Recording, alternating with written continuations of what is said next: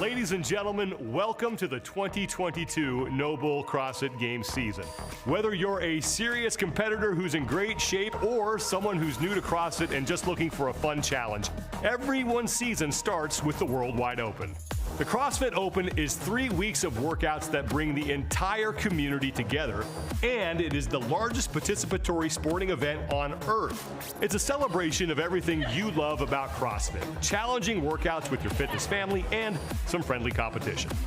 Here's how it works. A workout will be released on Thursday each week for 3 weeks. Everyone has until Monday to complete the workout, submit their scores, and claim their place on the worldwide leaderboard. There are a few ways to play. You can complete your workout at a registered CrossFit affiliate with all your friends, submit a video of your workout from anywhere in the world, or find a registered judge to observe and verify your workout. CrossFit has something for everyone, and the Worldwide Open is no different. No matter what level you're at, there is a version of the workout for you. There's also a ton of different divisions. You can compete as an individual, on a team, or as a teenage, masters, or adaptive athlete. All divisions can be found on the leaderboard, and you can even create custom leaderboards to see how you stack up against your friends. Leaderboarding is a big part of where the fun happens during the Open. You can compare yourself to the Fittest On Earth, your friends at your local box, or other athletes from around the world, and you can even find other people who share your occupation and interests. So start the year off with a fun challenge that will renew your passion for health and fitness. Register today, and I'll see you on the leaderboard.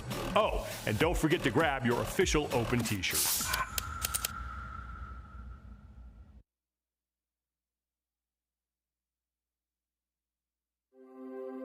What the major draw to the community is, when you really peel back the layers, it's men and women worldwide coming together to throw down, get their butts kicked, get up, come back another day and try to fight harder or as hard as they did the day before. Just that never-ending desire to be excellent and to achieve.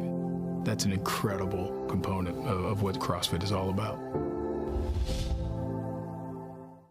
Yeah, CrossFit Glasgow was great. It definitely has changed my life and opened my eyes to so many different opportunities. The confidence is definitely there and is grown across the years. I remember taking my first class and being told that I had to be much louder, and I'm pretty sure people would probably tell me now to quieten down a little bit.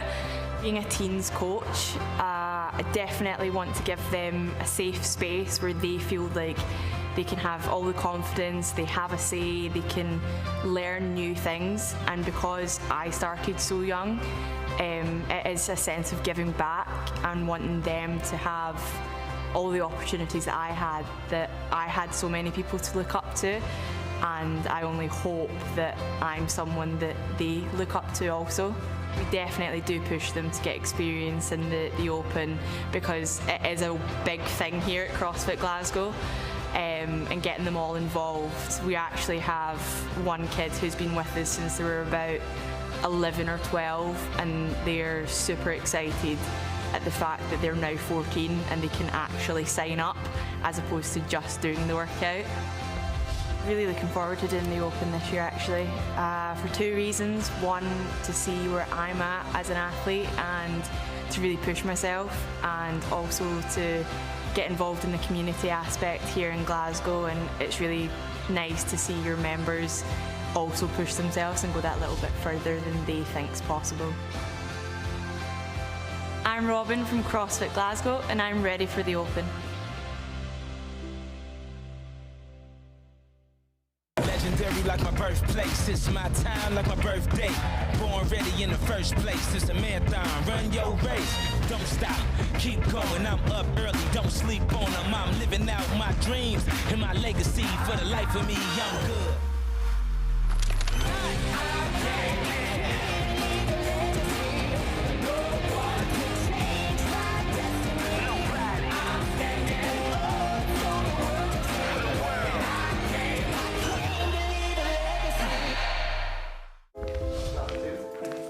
Do you have to be fit to start CrossFit? Oh, that's So not true. I couldn't do 1 push-up. I couldn't run 400 meters. I was out of shape. I was almost 300 pounds. I heard of CrossFit, but I had no clue what it was. CrossFit showed me a whole new level of what my body can do. Nobody starts out CrossFit fit. You got to start from somewhere. Just takes one day to go inside and try it out. One time. And then you'll know that you can. We opened in 2008. And after taking the level 1, I basically went back and did everything they told me to do. I grabbed a broomstick, knocked on my neighbor's door, and started teaching CrossFit. Take that PVC, we're going to take it up, shrug your shoulders, and over and back. Amy is a lot of fun, very knowledgeable. Amy gives so much to every member, regardless of whether they're twice a week, unlimited, it doesn't matter. Here we go, guys. Let's talk a little about the workout. It's a rather large class, so let's talk about it. You know, once we made it through the pandemic and we solidified things, and that was on a Wednesday night, and Thursday morning, the wrath of Hurricane Ida had come through this community. We always got like flash flood warnings or flood warnings. I think it's safe to say most people never took them like all that serious. I was trying to come down the street here, and they had the bridge blocked off, and I called her. I was like, hey man, are you at the gym? Like, I think things really bad. I got here about 6 a.m. and the water didn't recede until close to 10. The water was up to about a foot or 2 in the gym. It was devastating. All the weights on the floor, dumbbells, kettlebells, the rowers are stood up, they all got ruined. You know, I was just sitting there watching the river, and I put a picture up on social media of the gym, and it was like, it's a sad day. And I immediately started getting so many messages and texts, and people actually just started showing up. Everybody volunteered their time. People love this place. We had one member, Mike, he came on a canoe with another guy. There was probably 20, 30 members here every day just helping build it back up. One of the members, she posted up a GoFundMe, and we raised enough money to be able to redo the front lobby, to be able to buy new equipment. The donations that she got for helping her bring the gym back up to speed were from other countries, like Australia and South Africa, and I mean, it was just amazing how big CrossFit is. It's the same thing that the community would have done no matter what it was, and that was to help support and give back to Amy. I never, in my wildest dreams, realized the impact that CrossFit KOP has had on the outer community. The outreach of, where we were able to touch people's lives, that all came back to us. And that really was amazing to see, the outreach of the community and how they were able to help this little small business. Have you ever done the CrossFit Open? Definitely not. We're gonna sign you up. I jazz my people up about the Open all the time. It's just a cool thing, It allows people to do what they didn't think they could do. I've done every single Open since the inception of the Open. All right. Did an icebreaker the other day about what do you love about the Open. Some people were like, I like the social afterwards, and I get it. There's not a lot of places anymore, to go and socialize within your communities. I did tell you yesterday you don't have a choice, absolutely. So yeah, this should be a big kickoff, and it should be a really cool event for the gym. And time! I am hugely grateful for, finding this job, how I can help other people along in their lives and in their journey. It means a lot to me. Good work, girl. Round 2. Better. Did you do better? Good. Amy's commitment and resilience through the times of COVID and the flood, which was very, really trying, is just so impressive, and she's such a strong individual, and I'm just super proud of her. She is like the heart and soul of this gym. She is a little bit of sunshine packed into a person. I wish I had like a little pocket version of her to carry around. Good job. Awesome. Good work. Good job, Mago. Working and traveling on the weekends for CrossFit Seminar staff, as well as trying to keep this gym afloat, was a lot to see that outreach and see the community. And I think that's really where the community builds everyone up and builds the affiliate up, even in some of the darkest and lowest times that you feel you're not alone. Someone's there to help you lighten your load.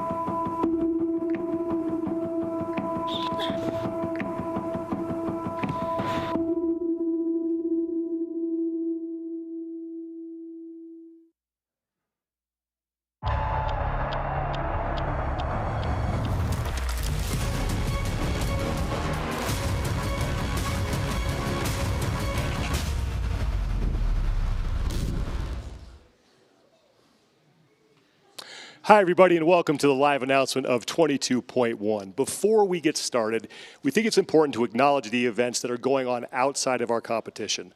Our hearts go out to the people of Ukraine, especially the affiliates, coaches, and members whose lives and safety are at risk right now. We have reached out to those affiliates to see if there's anything we can do to help, and we here stand ready to assist our Ukrainian CrossFit community.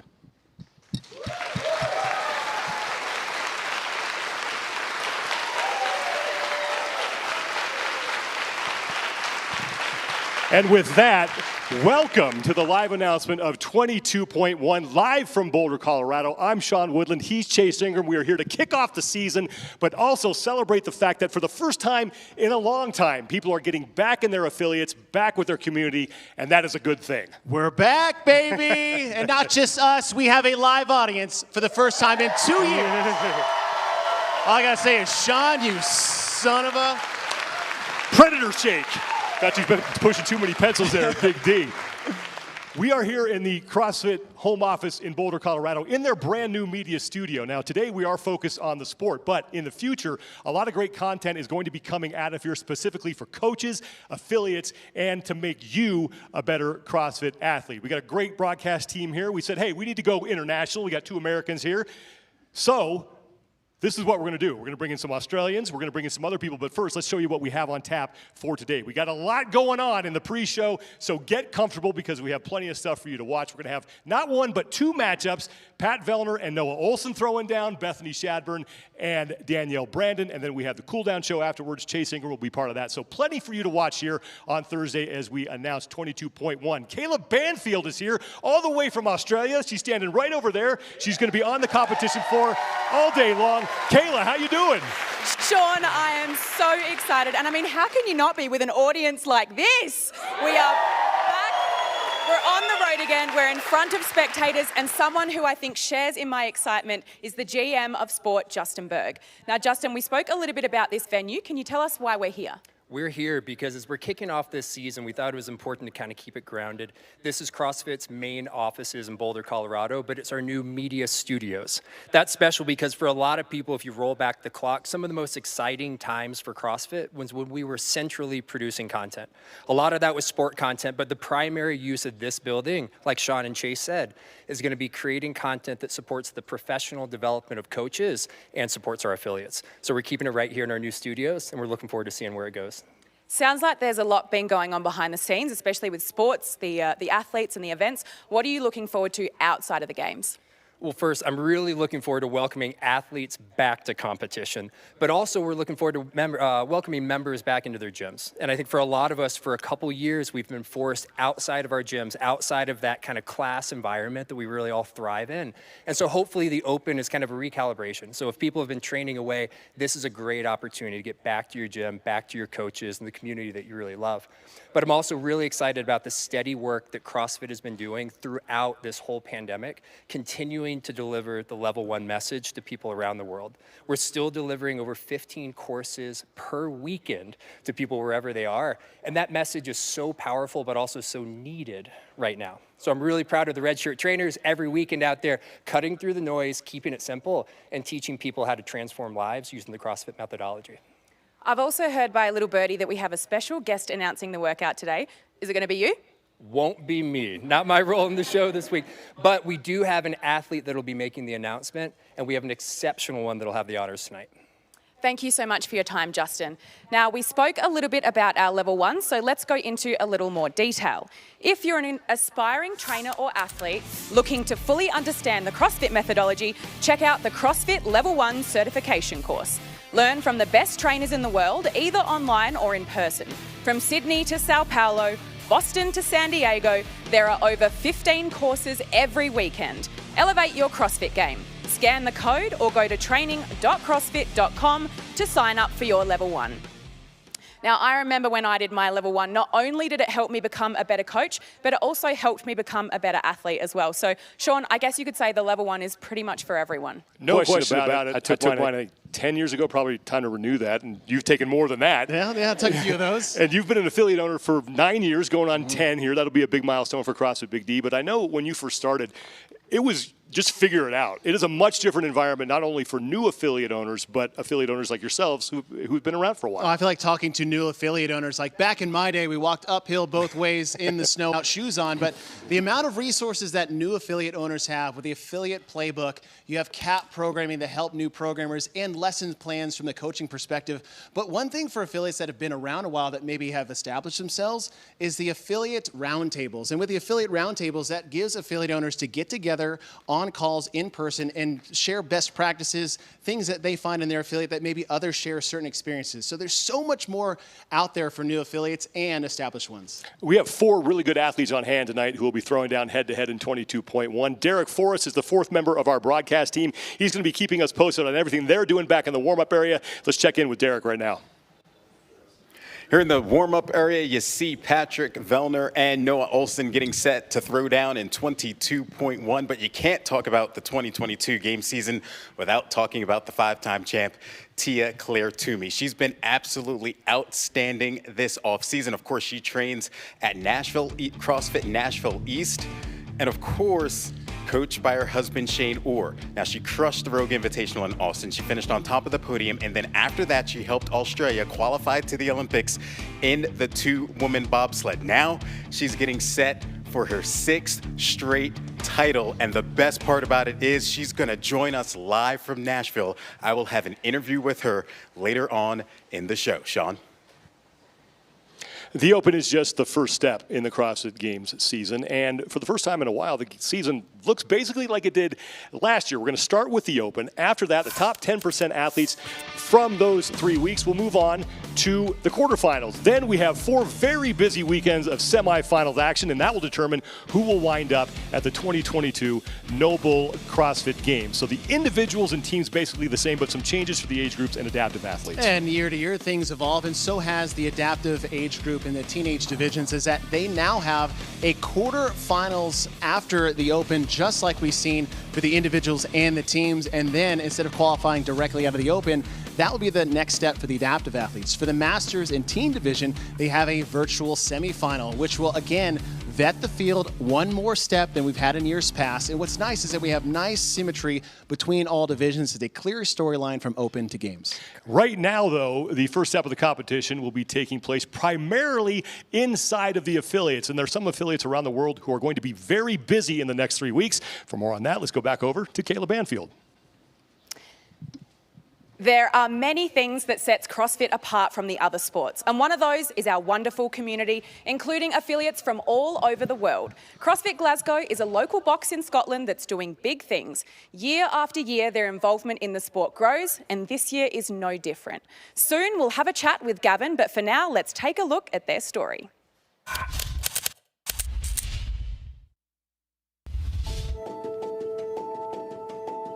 We put so much emphasis on the Open because it's an opportunity for us to be a part of the global community. I think in our first year we had just shy of 100.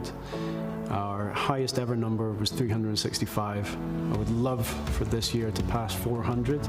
So I think over the course of a decade, we must have had close to 3,000 people registered. It certainly helps that we have a 10-year dynasty of being a mass participation affiliate. For even the new people, they will see that there is this mass uptake, and it must be quite reassuring that it's not just one or two like fire breathers from the community that are taking part. So we have stuck to the original methodology and the original ethos of CrossFit, that CrossFit is infinitely scalable. The needs of Olympians and the needs of your grandmother differ by degree and not by kind. And we have stuck to those basic principles and tried to offer as much extra as we're able to. Ever since we opened the doors here, we wanted it to be a place that people could call their own. It's very much a family gym. I bring my own family here. Lots of our members either have their parents attend our Silvers classes, or they have their kids at some stage of either the preschool kids or teens program that we run. People have been married in our gym. The notion that people can come here and share experiences and develop a community of their own is really important for us. When we started CrossFit, the CrossFit Games Open was our insight into the world of competitive CrossFit. We liked how we could compare and contrast our scores against like the games athletes or athletes at other gyms, and then from that, we developed our own passion, and it was pretty straightforward to share that passion with our members.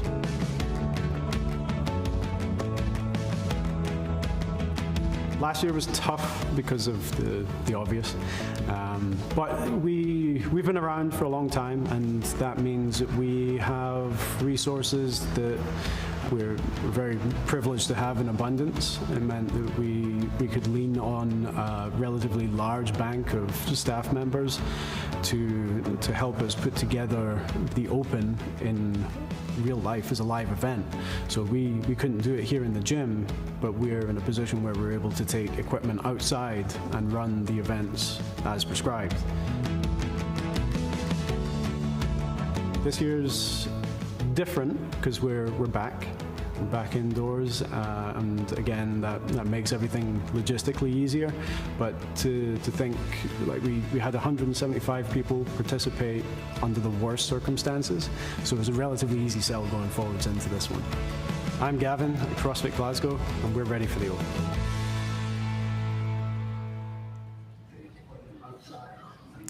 And joining me now is the man himself, Gavin Heselton. Gavin, every year your affiliate participation grows. What are your stats for this year? Right now we're at 288 amazing people that have signed for our gym. There's still some skin in the game, so we hope to get over 300 by the end of the weekend. We're excited for it. We're excited for you. Why do you think you have such a high number of members sign up for the Open each year? Well, we've got the best affiliate community in the world. But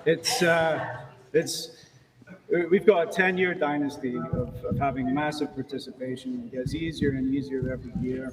But at the heart of it all is our community.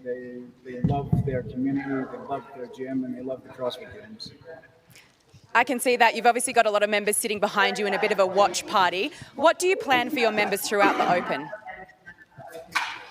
So we've got the watch party that's going on just now. We have Friday night lights, so we've got some DJs planned. They're going to come down and raise the atmosphere. And then my business partner and myself, Ian, we annually our radical fitness levels go head to head for everyone's enjoyment.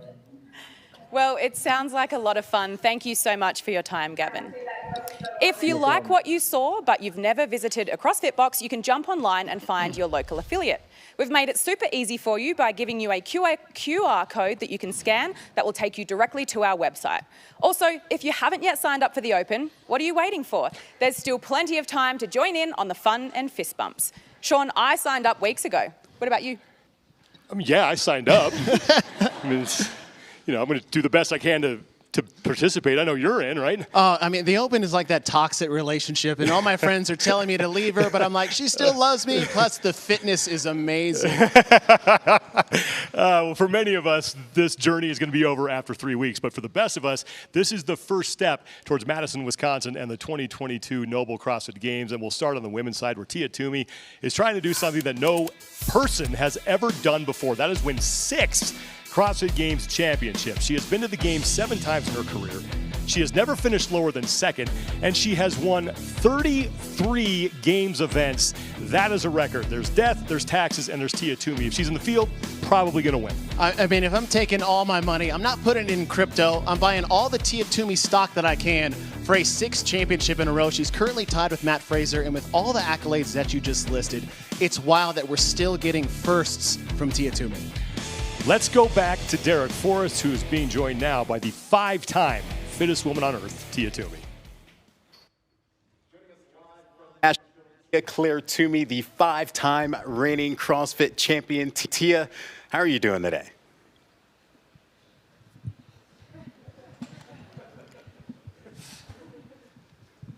Hey, how are you? I'm doing well. I'm doing well. Oh, by the way, Tia Toomey has the privilege of announcing It's okay. It's okay. She has the privilege of announcing 22.1 later in the show. But Tia, I want to talk about your off season. You were super busy helping Australia qualify for the Olympic Games in the 2-women bobsled. But now you're back in Nashville. You're beginning to train for the Open. What has training been for 2022?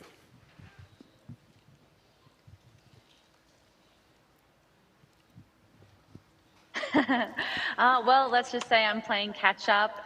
It's honestly been so great coming back to Nashville, being surrounded by my proven fitness training buddies. It's the environment that I want to be surrounded in, and I'm just so excited to be able to kick off the 2022 season with such amazing people and in an awesome affiliate. Yeah, you talk about the amazing people, the amazing affiliate there at CrossFit East Nashville. You have always been a huge proponent of the affiliate and the members taking part in the Open. What does it mean for those members, and how excited are they to get ready for the Open this year?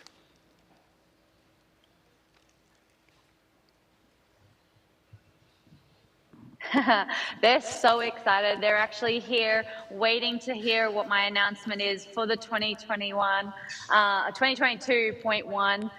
So, you know, everyone's getting behind it, and just to kick off the year on such a great, healthy journey is a lot of fun, and what better way to do it in the Open? Yeah, you're exactly right. And you have the esteemed privilege of announcing 22.1. Just what does it mean to be able to deliver that message to the rest of the community?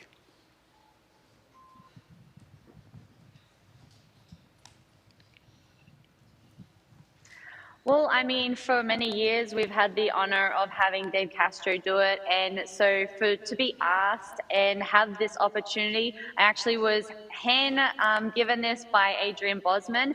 So he has definitely sealed this super tight so that I can't peek. But it's a true honor, and I'm just so excited to be able to be a part of kicking off the 2022 season. Thank you very much, Tia. Again, Tia Claire Toomey, the 5-time CrossFit Games champion. Sean?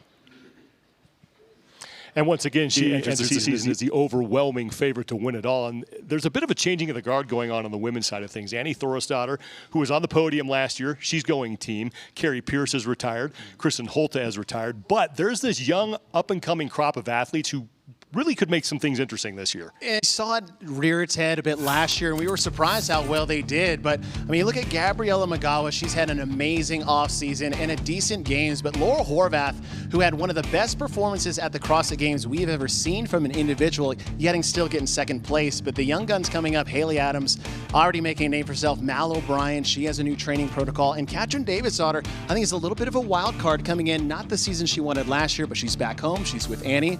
Anything's on the table for these 5. A woman who should be on that list is Brooke Wells, and as you remember, unfortunately, she had her CrossFit Games cut short last year with that unfortunate injury. She is back in 2022, hoping to write a better end to her game story than she had in 2021. Here's a closer look at her return, presented by GoWad.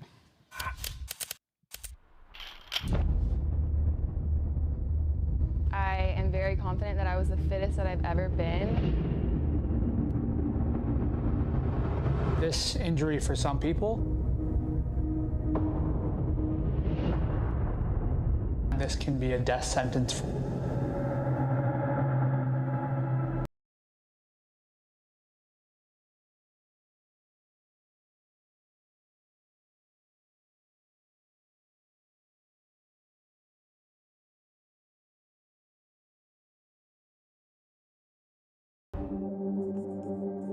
So my goal for this year is to just overcome my injury. I was hit with a lot of adversity, and so just more than just physically overcoming it, I want to mentally overcome it and just be really confident this season that I've done everything that I can to be the best that I can. Brooke, as an athlete, she's one of the best competitors you'll ever meet. There's something that's going to light her fire and that's going to keep it stoked all year long, and that's going to be being a champion. And I think that's the one thing that is going to set her apart moving forward. Despite having any injury, despite any obstacles that she may face, she's going to have a why and a goal to where she wants to go, and that's what's going to make her a different level athlete than a lot of people.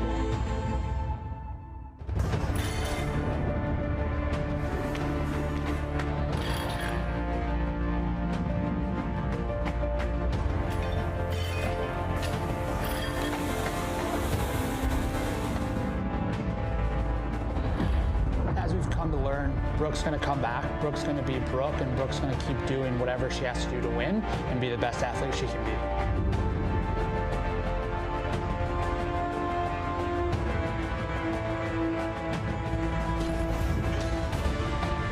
All this stuff before it hurts, like, doesn't really matter. Anyone can do that. But if you can push past things when it gets tough, that's when it actually matters.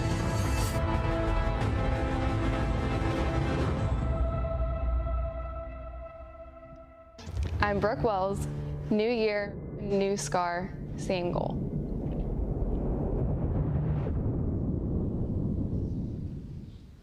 That was episode 3 of Go WOD series Behind the Bright Lights. You can find the other 2 episodes right now on YouTube. And look, we all need to improve mobility. I mean, guilty as charged, but a lot of us might not know, how to do that. The Go WOD app really just takes the guesswork out of it. It does, and it's like having your own personal coach right in front of your hands. We go to affiliates to get coached. You have the Go WOD app to help you with this. You can take a 10-minute mobility assessment. It tells you where you're good. It tells you where you might need some work. And within the app, they have a lot of different functions, whether you need a mobility for pre-workout, a cool down, a daily regimen. I did the same thing. I did a daily regimen this morning, got some back tightness from traveling, sleeping in a bed I haven't done in 15 minutes.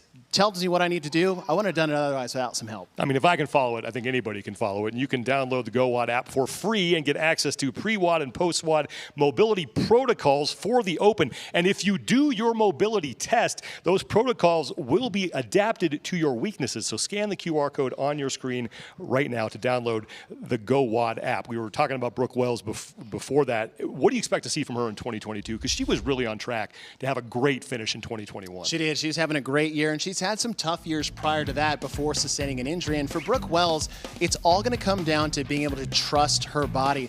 Different than an overuse injury over time, having an immediate injury that is going to take some confidence to get back into. So for her, she's taken the time to recover, to let her body heal before she gets back into major training. But for a lot of it, for any athlete that sustained an injury, it's going to have the confidence and trust that your body's going to be able to handle it going forward. Let's go over to the men's side, where Justin Medeiros enters the season as the defending and reigning fittest man on earth. And he went from nobody to household name in the blink of an eye, finished 3rd in his first appearance at the CrossFit Games in 2020. Then the following year, he wins it all. He's the youngest champion ever, and he seems like he is on the cusp of greatness right now. I mean, how many times have we gone, who are you, to who can beat you? And that's Justin Medeiros, and he's just on a hard charge.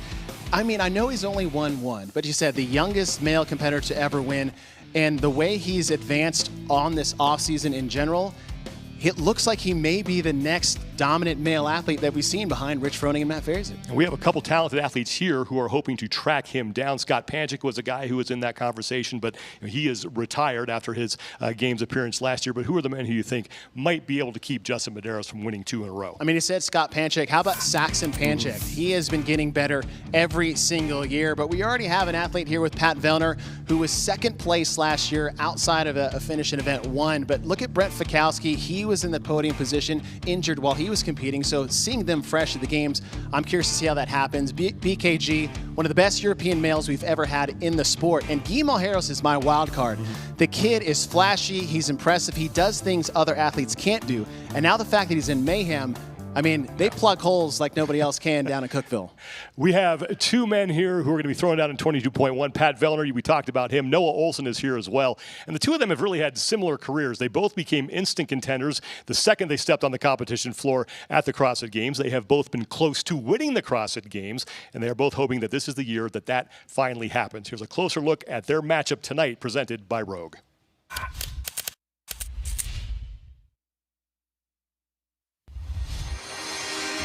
It's been said that good things come to those who wait. Both Pat Vellner and Noah Ohlsen have probably heard that quite a bit.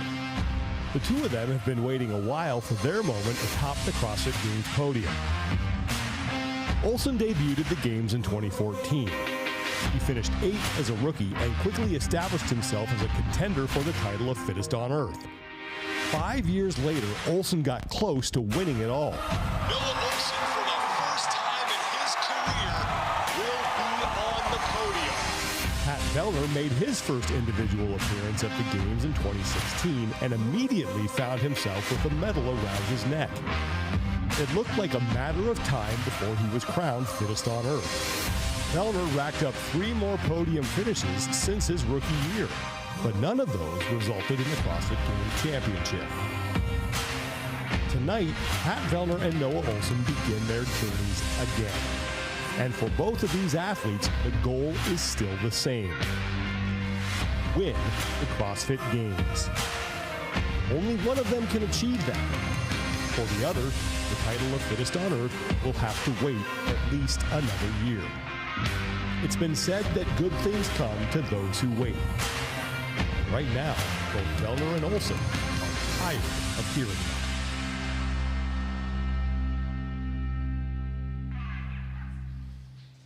Two great people, two fantastic competitors, and they are both standing by with Derek Forrest. All right, these two are getting ready to throw down in 22.1. This is a rematch of 18.2 and 18.2A. They split it. So, Pat, I want to ask you, this is the rubber match. Is there any gamesmanship going into this one trying to pick up the W? We talked about this the other day, and it's kind of funny that we happened to do a 2-part workout last time, so we each got a win. And yeah, you know, I think it's always pride on the line, right? Everybody wants to come in and win. We're both aware how early it is in the season, but, you know, you're never going to not try when you're out there on the floor next to somebody. So we'll see what happens. Yeah, no, I'm sure you're going to want to pick up the W, but I want to ask you, a couple years ago, you landed on top or second place on the podium a couple years at the Games. Last year, you finished in 10th. What does that process to get back onto the podium look like for you this year? First, it was taking care of my body. I've been in the sport. This is going to be my 12th Open. So as I'm getting older, I need to make sure that I'm taking care of that, and then the rest will follow. So we got back to a good, healthy spot, and I'm excited to kick the season off today. Yeah, and it should be pretty exciting. Good luck to both of you. These two men getting ready to throw down in 22.1 in just a few moments. Sean? Here's your tale of the tape presented by Monster Hydro. Last year, both men finished inside the top 10 at the CrossFit Games. Of course, Pat Vellner was on the podium, and they both have won the Worldwide Open before. Vellner in 2020 and Ohlsen in 2016. Why can Pat Vellner finally win the CrossFit Games this year?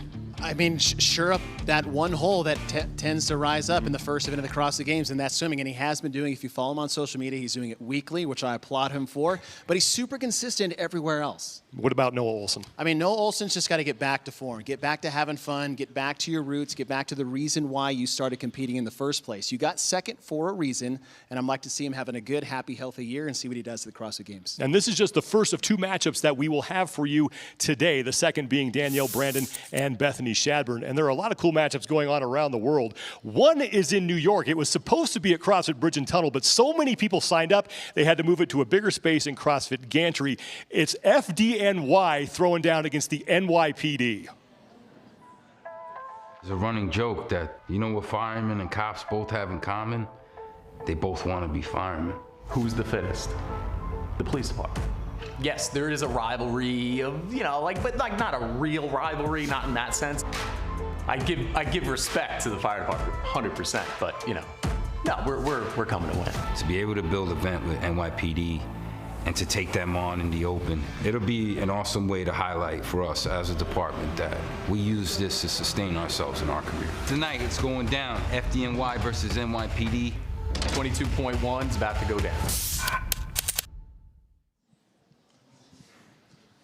We're going to check back in with those guys next week to see how that went down. But anytime you get firefighters and police officers together, it's going to be competitive. Especially from New York. You got red versus blue. I can't wait to see this go down. Yeah, and big thanks to the affiliates, CrossFit Bridge and Tunnel and CrossFit Gantry, for being willing to host our first responders. And look, CrossFit affiliates offer more than just great coaching and community. They get some good perks as well. If you're an affiliate owner, check out the Affiliate Partner Network. The APN is included with your affiliate fee and offers best-in-class discounts on products and services, from cleaning supplies to gym software. Log in and check back often for solutions to help your business grow while supporting your members. Now, something we all have access to, and that is courtesy of our presenting sponsor, NOBULL, are the NOBULL Trainer Plus. I'm wearing one. You've got two, and Kayla is going to be our foot model here. There they are in all their glory. They have increased comfort, better stability, improved traction, and durability. The NOBULL Trainer Plus. Good job, Kayla. Not only is she a fantastic host, but a foot model that's available for any of your footwear needs. You can visit NOBULLproject.com to shop the Trainer Plus, the newest addition to the line of NOBULL trainers. Order your pair today and get a free pair of performance socks with your purchase of the Trainer Plus. Offer ends on March 15th while supplies last. Well, we are coming up on it. We are almost to the live announcement of 22.1. But before we get to that, we have to remind everybody, remember, the Open is for everybody. Last year, we added the adaptive divisions, and those athletes were able to compete at the CrossFit Games. Amy Bream is one of them. She exudes confidence. She has an infectious, positive attitude. Here's more on her. We'll be back with the official 22.1 announcement after this. I'm going to wake up every day and have one leg. I can't change that, but I can change my attitude about it. I had a great childhood. My siblings, they always taught me, like, you're beautiful just the way you are. Like, also just, you're not going to use your leg as an excuse. So that, on a very basic level, spills into, like, everything else. I would say growing up, I probably didn't have as much confidence as I wanted to exude. The negative thoughts I would have about myself, I actually started to, like, say positive affirmations to myself every day, like set an alarm clock on my phone, like to do them every day and speak to insecurities that I had.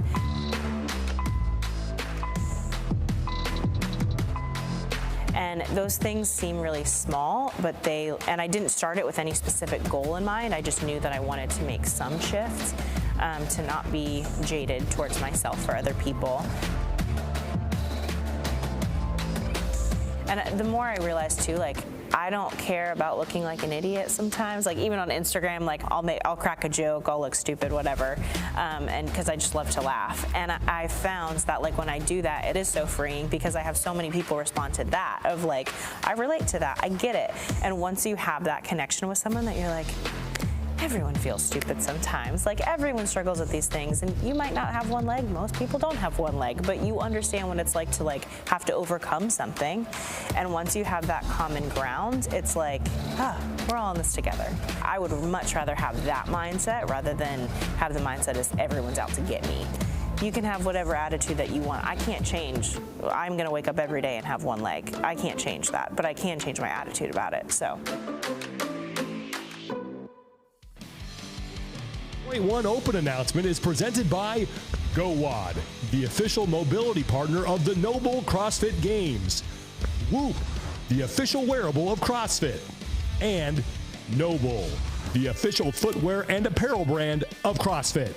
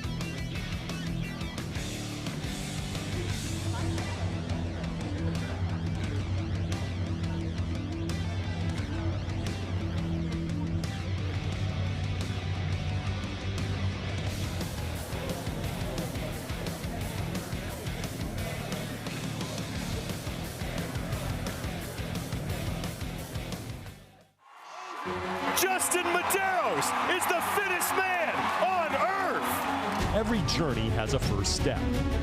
Today, the entire CrossFit community will take the same one. Our destinations will be different. Some will be done after 3 weeks. Some will prove they have what it takes to move on. And some will be getting one step closer to a trip to Madison, Wisconsin. But in the end, where we finish doesn't matter as much as the fact that we had the courage to start. We kept going. We got better.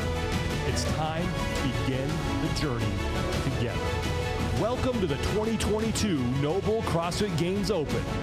It all starts here.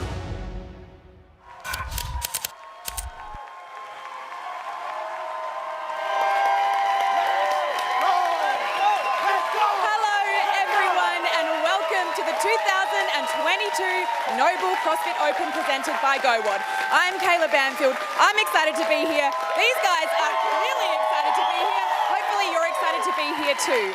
We are coming to you live from Boulder, Colorado from CrossFit's home studio, and we have an exciting show in store for you today.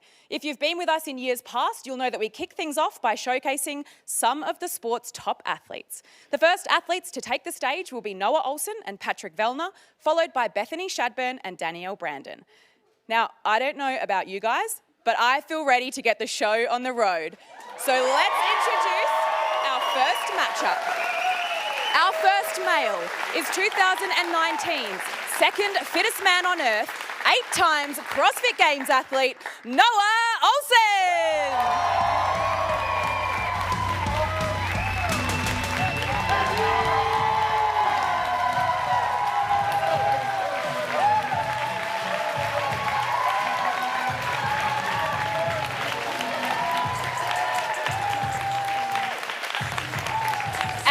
Challenging Noah is last year's second fittest man on earth and 7 times CrossFit Games athlete, all the way from Canada, Pat Vellner.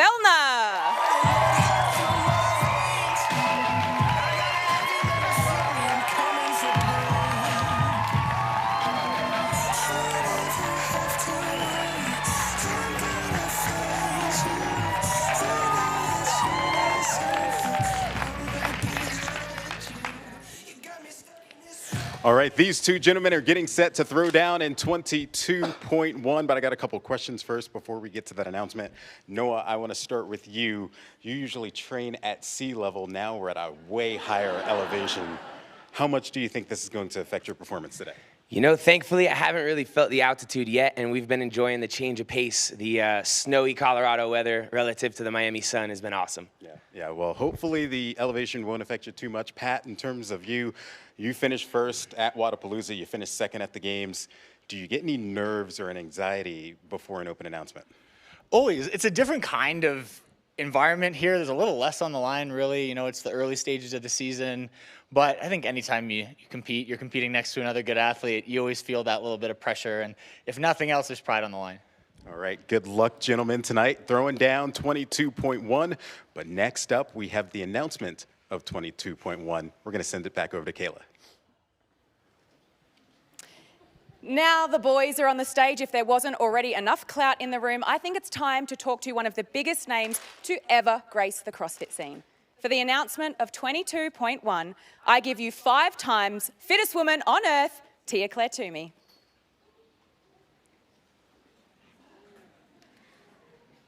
Hey everyone. Alrighty. So, I thought I would rip that clean, but didn't. Firstly, good luck to everyone competing in the 2022 Open. 22.1 is a triplet. In 15 minutes, complete as many rounds and reps as possible of 3 wall walks, 12 dumbbell snatches, and 15 box jump overs. Let the games begin.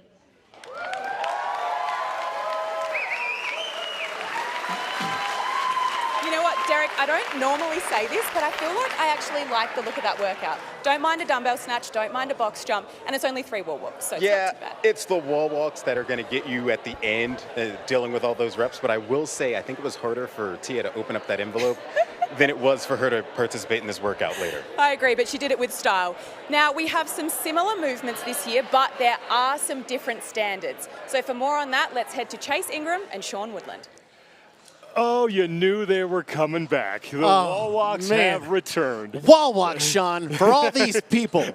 Wall walks. And Kayla mentioned some differences in the movements, things you need to keep in mind with the wall walks and the box jump over. Yeah, so this year they're going to standardize the line. They actually tested this at the CrossFit Games last year with that thruster wall walk couplet they had back and forth, 10 down the 1. So there's going to be a standard for the men and the women. On the box jump over, new movement, no burpee. But what's very important is that they are not allowing you to rebound the box, which I am a huge component of. They wanted to look at athlete safety for the majority and the masses. And so if you're going to have to step down on the box deliberately for these box jump overs. So we know the details. This is how it is going to look. And after you watch this video, make sure you go to games.crossfit.com, read all the rules and all the standards so you don't have to do it again, because if you're going to do it again, you're going to have a bad time.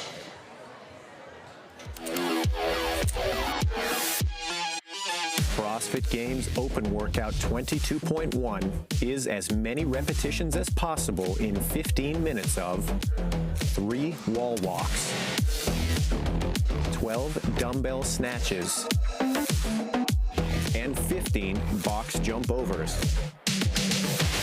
Your score is the total number of repetitions completed inside the 15 minutes. For the official movement standards, as well as information about each division and workout variation, download the corresponding 22.1 scorecard and workout descriptions from games.crossfit.com. The CrossFit Games Open season is live. Here we go, 2022. And what a cracker we have for you to kick it off. A classic CrossFit triplet. 22.1 is an AMRAP in 15 minutes, which means you're going to do as many rounds and repetitions as possible on a 15-minute clock. All right, the wall walk. On the way up, think about this. Long arms and straight arms are strong arms. We want to be locking the elbow and pushing through the shoulder until we get to the top. The dumbbell alternating snatch. So let's start with the setup. Now, the setup means that the dumbbell's on the ground or we're touching and going into the next rep.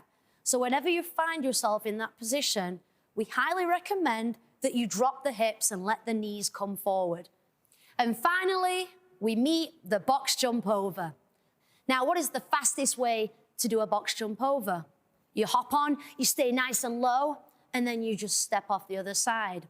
And low is great if we've got all that juice in the legs.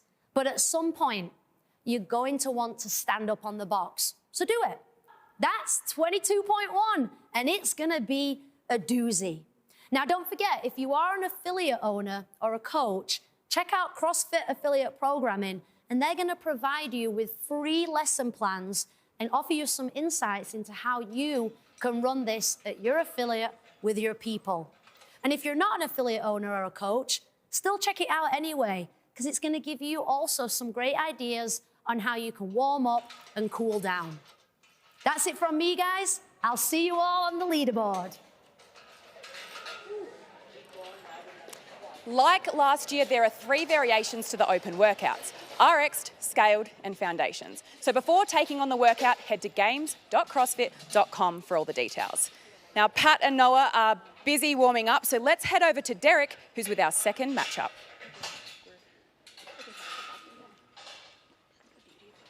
All right, back here in the warm-up area, these ladies will take on 22.1 after the gentlemen, but I want to ask them a couple of questions. Bethany, just your first reaction after seeing the workout. I like this workout a lot. I love doing box jumps, so anytime I get to do box jumps, it's always exciting. But yeah, and I like longer workouts too, so a 15-minute AMRAP burns so good, feels so good. See what happens. Danielle, for you, in terms of strategizing this workout, do you have anything planned right now? No strategies right now, but I've been working hard on AMRAPs and just hanging on in those longer domain workouts, so I'm excited. And I like the step down standard. All right, these ladies getting set for 22.1, but the beauty is they get to see the guys take that on first. Kayla.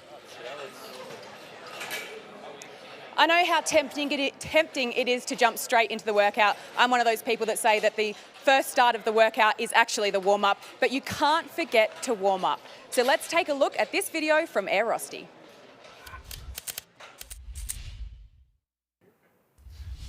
All right, week one's here. It's going to be very shoulder intensive. More than likely, your coach is going to give you all the help you need to get ready. But if you have any sticking points with overhead movements, we're going to give you a couple tips and tricks to make sure that you can move better with pain-free range of motion. Keep in mind, this is not meant to diagnose nor treat any specific conditions. To improve the overhead position, you really want to have good external rotation in your shoulder. And one of the things that holds that back is your subscap muscle. So we're going to take a lacrosse ball, find the subscap on the front of the shoulder blade, put some pressure on it, slowly internally and externally rotate your arm until the tender spot goes away. Move it up to the next spot. Do it again. By the end of it, it's going to take away those sticking points and allow you to get in a better overhead position. Rosti is the official rapid recovery provider of CrossFit and has been trusted by Games athletes for over a decade. So if you need additional help recovering from an injury, identifying what's causing your pain, or just want to move better, then Rosti is here to help. Talk to provider by scheduling your no-cost video chat now at arosti.com/CrossFit-recovery. One of the best things about being back on the road is that we get to catch up with our local affiliates. I'm with Kevin Schutz and Casey McAllister from CrossFit Coda Ironview. Now, Casey, I heard that you were the fittest cop in USA in 2016 and 2017. Congratulations. What do you think about the workout? Oh man, how exciting is it? We finally get to kick off the 2022 season. We got wall walks again, which now you get to be exposed if you haven't been working on the movement from last year. But yeah, awesome environment here, and then 3 weeks to get after it now. So we're really excited. I mean, awesome time to see these guys throw down. I agree. So you're both athletes, you're both coaches, and you're both affiliate owners. Kevin, how do you think your members are going to go with this workout? This one looks like a fun one. It's got something for everybody. It's very accessible for all ability levels. I can't wait to kick it off. We have Friday Night Lights going tomorrow. We're going to have heat times. We're going to have a DJ. Going to be an awesome environment. We always do like a featured heat every week to be able to showcase some of our athletes of different ability levels in the gym. And we've got our Coda Moms Throwdown. So we've actually got a lot of Coda Moms here, including my wife behind me. So can't wait to watch our Coda Moms Throwdown tomorrow night and really have some fun with the Open and the affiliate here. Sounds like you guys have got lots of fun things going on at your gym. All right, Sean, what do you say we kick things off? I am all for that. Now that you've had a chance to chew on this workout a little bit, taste it, mull it over, digest it, what's your recipe for success? I got 3 ingredients for you, Sean. The first one is to be 3 cups of efficiency since we got 3 movements. And what that means is between the wall walks, the snatches, and the box jump overs, there's a lot of room where you can get sloppy. And so being efficient in your movement means you're going to have sustained energy and you're going to be in a stable position to go overhead when you get inverted, get that dumbbell in a good position, and how you land on the box and step off. The other one is knowing where to breathe. A lot of people will hold their breath when they get inverted, or when they try to go fast, they get really tense and relax. There's room to breathe in all of these movements, especially on the dumbbell snatch. And the third one is stay low. A little dash of stay low, especially on the box. It might blow your legs up a little bit, but with that step down, you're not going to have that rebound or the pressure too, and get that blood flowing in there. But making sure you stay low on the box and stay nice and relaxed, because 15 minutes is a long time. The way these things are set up with the time domains between the reps is going to be important, because you don't want to go out of the gates too hard, but there isn't a lot of room to waste time, especially if you're an elite individual. This is just our first of 2 matchups. Noah Ohlsen and Pat Vellner. Later on, we're going to have Bethany Shadburne and Danielle Brandon. I'm ready. Chase is ready. The crowd is ready. We hope you're ready. The athletes are ready. Let's go down to the competition floor. Adrian Bosman to get this thing kicked off.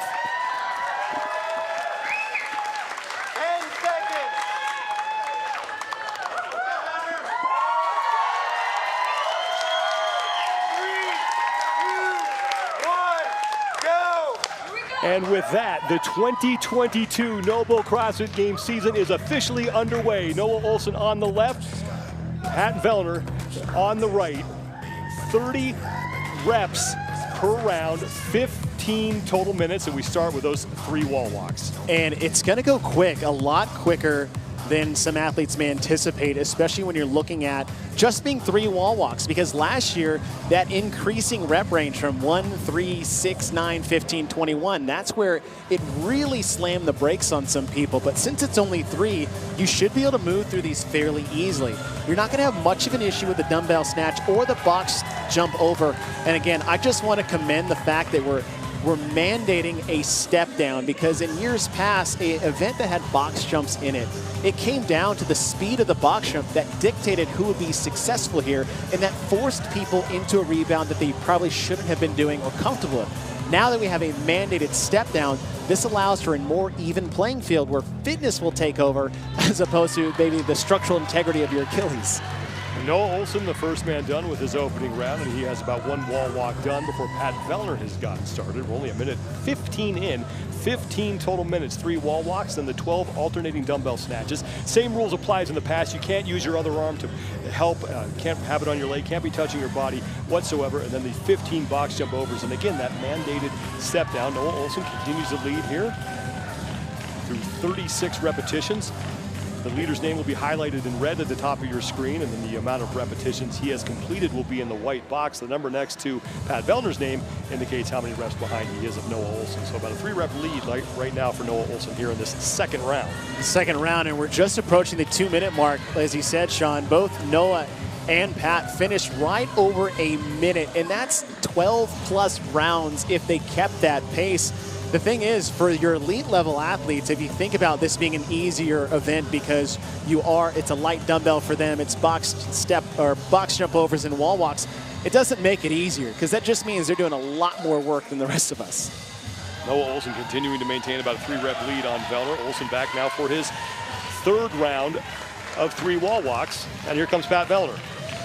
Again, the standard is you really need to make sure that you're getting your feet on the wall before your hands leave the tape. So the tape line, that yellow line, watch Noah Ohlsen. Those fingers will come down to the line before he can bring his feet in. Ohlsen done now with 9 total wall walks and on to his 3rd set of alternating dumbbell snatches. 50 pounds on the dumbbell for the men. Pat Vellner maintains his position that he was in at the end of round number 1, about 3 reps behind Noah Ohlsen at 90 reps. Ohlsen will be done with round 3. As you look at this unfold, we're just 3 minutes into a 15-minute, and they're already in round 3, is that this is going to be a lot of sneaky volume for athletes who can do a lot of work here. And one thing you start to see take over is actually the posterior chain, or the back side of the athlete. Look at when Noah Pat land low. That's glutes, that's hamstrings, that's low back, and it's blowing up the quads. For a wall walk, although you're pushing and it's a pretty anterior focus, which is more chest and abs, your low back starts to get really fatigued, and then the dumbbell snatches is all that posterior chain. So this is a lot of sneaky volume on the posterior side of the athletes that they may not see just when you read it on paper. Ohlsen back to the wall, and here comes Pat Vellner. So Vellner creeping a little bit closer to Ohlsen, maybe shaved about a rep off his lead right now. And Ohlsen is done with his 4th round of 3 wall walks. Back to the dumbbell, 12 more snatches. So the question is, where can I beat people? Where can I make up some time? And it's not on the dumbbell snatch, and it's not on the box jump over, because you can only do these movements so fast before you tip the scales into moving too hard, not being able to breathe. The same thing for the box jump over. It's all going to come down to the wall. And one thing is that transition from box to wall, because you have to have this setup in your affiliate when you're doing the open. You can't just move the box and the dumbbell where it's convenient. So I have this tight little circle of fitness, is that you need to make sure you get to the wall and start sooner, and that's when you start to save some seconds. Ohlsen has now opened up more of a lead on Vellner. Vellner was able to catch up to him on that 4th round of wall walks, but now Noah Ohlsen, who made quick work of the dumbbell, is only 1 rep away. Now he is done with round number 4, and he returns to the wall for 3 more wall walks. Pat Vellner is 3 reps away from finishing his 4th round. I said you can make up time from box to wall, but this is actually where you can separate yourself from the field, is how quickly you can go through the wall walks. But you need to be careful that those hands do not move from the line before both feet get up onto the wall. We had some athletes last year who had that happen to them, called themselves out on it, had to redo it. You see Noah Ohlsen on the dumbbell snatches. We said breathing is important, and this is a really good spot where you can. When that dumbbell's overhead, you should be taking a nice, big, deep breath in, a lot like you would for a kettlebell swing in that position. That's where you're going to have the most opportunity to get as much air in your lungs as possible. Ohlsen is now done with his fifth round of dumbbell snatches, and you can transition wherever you want with the dumbbell. There is no rule that states you have to do it below your face, can't be above your head. And remember, we still have another matchup coming up later on. Bethany Shadburne and Danielle Brandon will be here going through this same workout as well, so you want to stay tuned for that. And then we also have the cool down show. Director of Sport Justin Bergh will be here along with Chase Ingram, and Justin is actually going to talk a lot about programming the Open, the quarterfinals, and beyond. So make sure that you stick around for the cool down show.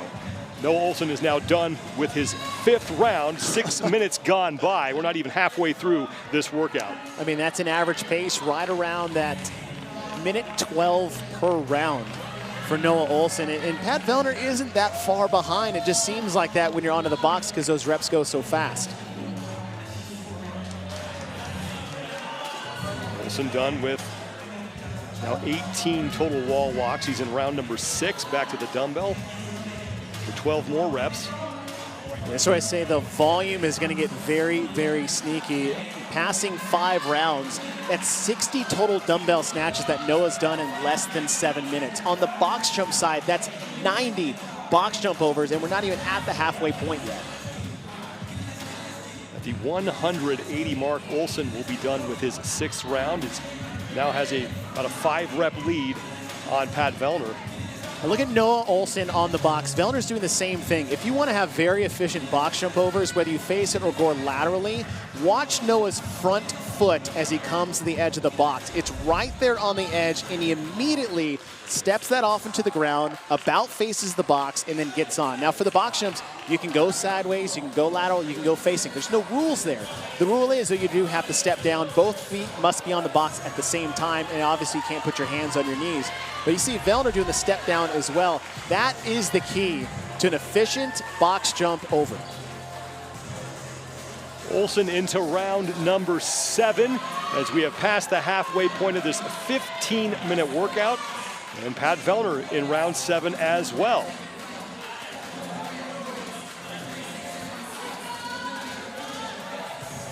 If you were with us during the pre-show, both of these men have won the Worldwide Open in the past. Ohlsen, I believe, in 2016 did that, and Pat Vellner was the overall Open winner in 2020. Second time these guys have faced off in an Open announcement. They went head-to-head in 18.2.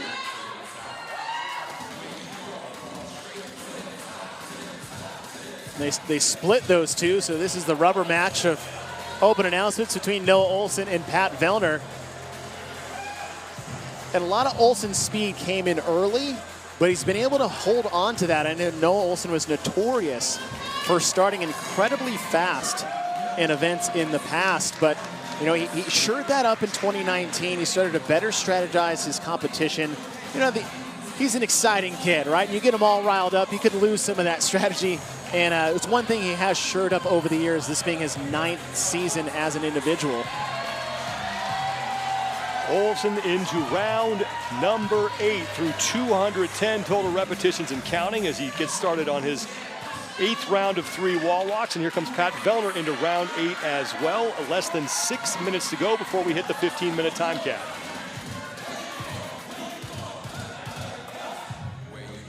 Here is another look at 22.1. 3 wall walks, 12 alternating dumbbell snatches, 50 pounds for the men, 35 for the women, and then the 15 box jump overs with that mandated step down. 15 total minutes in this workout. I can't say it enough how much I love that they've added to that, because when issues in the past in the Open with the volume of box jumps and the intensity that you needed to qualify for regionals, and that's the thing, back in the day when the Open went directly to the regionals we call semifinals now, is that there was so much pressure to perform, and that you had to know, it's like, I won't be able to make it unless I rebound. Now the fact that everyone's on an even playing field, I think is a wonderful addition from the programming, as looking out for athlete safety, but still allowing these athletes to push the pace and keep the intensity high.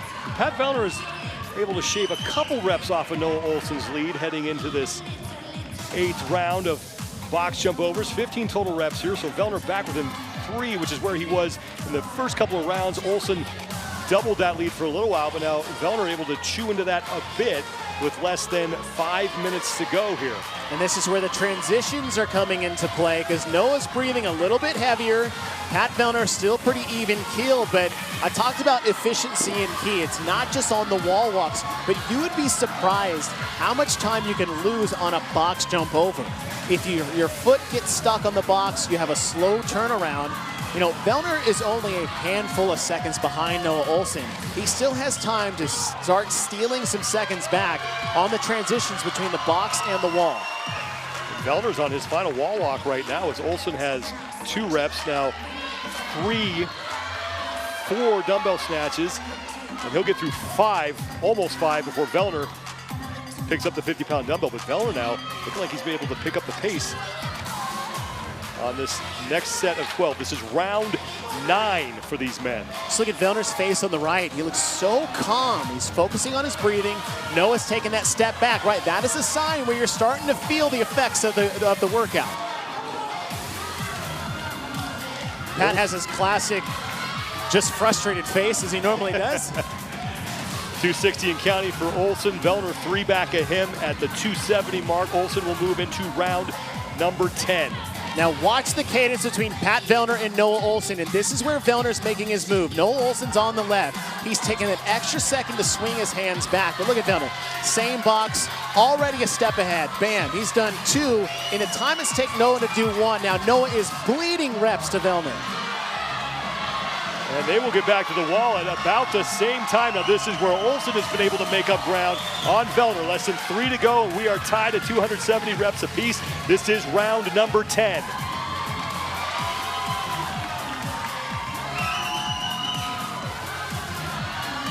And think about the volume that we had last year, Sean, in 21.1. That was 55 total wall walks. Even though we've done a lot of work, they've only done 30 up until this point. And it is great to hear a live crowd get behind these men once again in these open announcements. Ohlsen and Vellner dead even. Less than 2.5 minutes to go before we hit the 15-minute time cap, and Patrick Vellner has moved slightly ahead of Noah Ohlsen. Again, look how relaxed Pat Vellner looks. He's focusing on his breathing. You can tell him he's breathing a little bit out through the nose, in through the mouth, and then another quick transition to the box. And for the first time in this head-to-head matchup, Pat Vellner has a lead on Noah Ohlsen. I said is look at the body language between Pat Vellner in the forepart of your screen and Noah, the forepart of your screen, and Noah Ohlsen. Pat is just laser focused. Step down, foot down, hop up. Noah Ohlsen in the back, he'll hop up, take a step back, swing his arms back, take one of those breaths of like, okay, here we go again. Vellner now done with his 10th round. 90 seconds to go.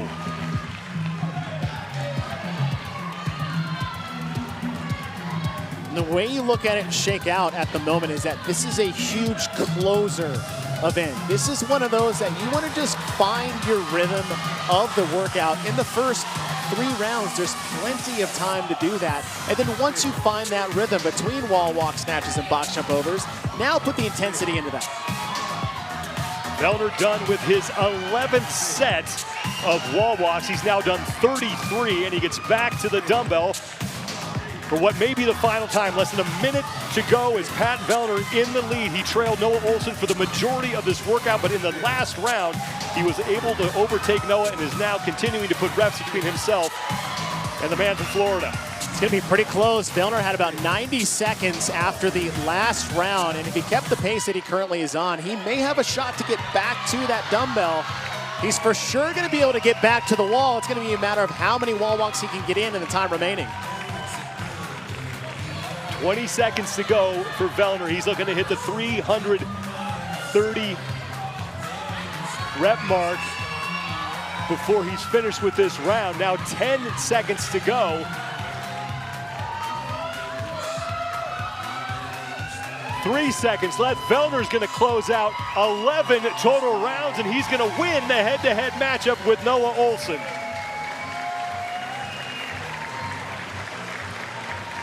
And honestly, from round 1 to round 11, it didn't look much different for Vellner as far as execution and intensity while he was navigating his way through those rounds. Impressive performance from Pat Vellner, especially late in that workout. Trailed for the majority of the time, but in round number 10, he was able to overtake Noah Ohlsen, and it was his technique on the box jumps. And as you mentioned, it looked the same throughout the event, but especially late, that paid off for him. And that's what we're saying right off the top. Efficiency is key, and the one way you can derail your efficiency is putting way too much intensity in the beginning part of the workout. I love these movements because I would consider them rhythmic movements. There's a rhythm and a pattern to a wall walk. There's a rhythm and a breathing pattern to a dumbbell snatch. And there's no more rhythmic movement than this style of box jump over. Pat settled into his rhythm early. Noah, I think, just went out a little too hard. And this is something we haven't seen for a while either. The athletes thanking the fans who are here in attendance at the CrossFit home office in Boulder, Colorado. And it's Pat Vellner with that late charge who wins this opening matchup. Let's take one more look at his performance. And again, the box jumps made the difference for him. It was a huge separator. We come out right off the start. I mean, we're back in front of a crowd.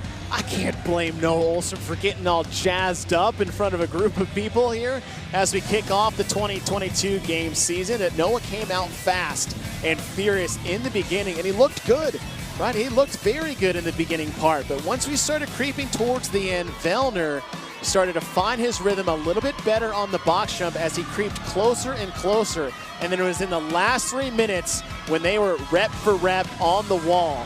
And as they came off, it wasn't the dumbbell that was the huge separator as we saw. It was the box jump overs. And then once Vellner took the lead, there was no looking back. With about 90 seconds to go, he just poured it on. Again, he's super rhythmic, very smooth, very controlled, no bobbles, no missteps. That's the key to this workout. Pat Vellner with the late charge will win the matchup with Noah Ohlsen. Vellner getting through a total of 11 rounds for an even number of 330 reps. Noah Ohlsen 8 back of him at 322. And Pat Vellner is on the competition floor with Derek Forrest.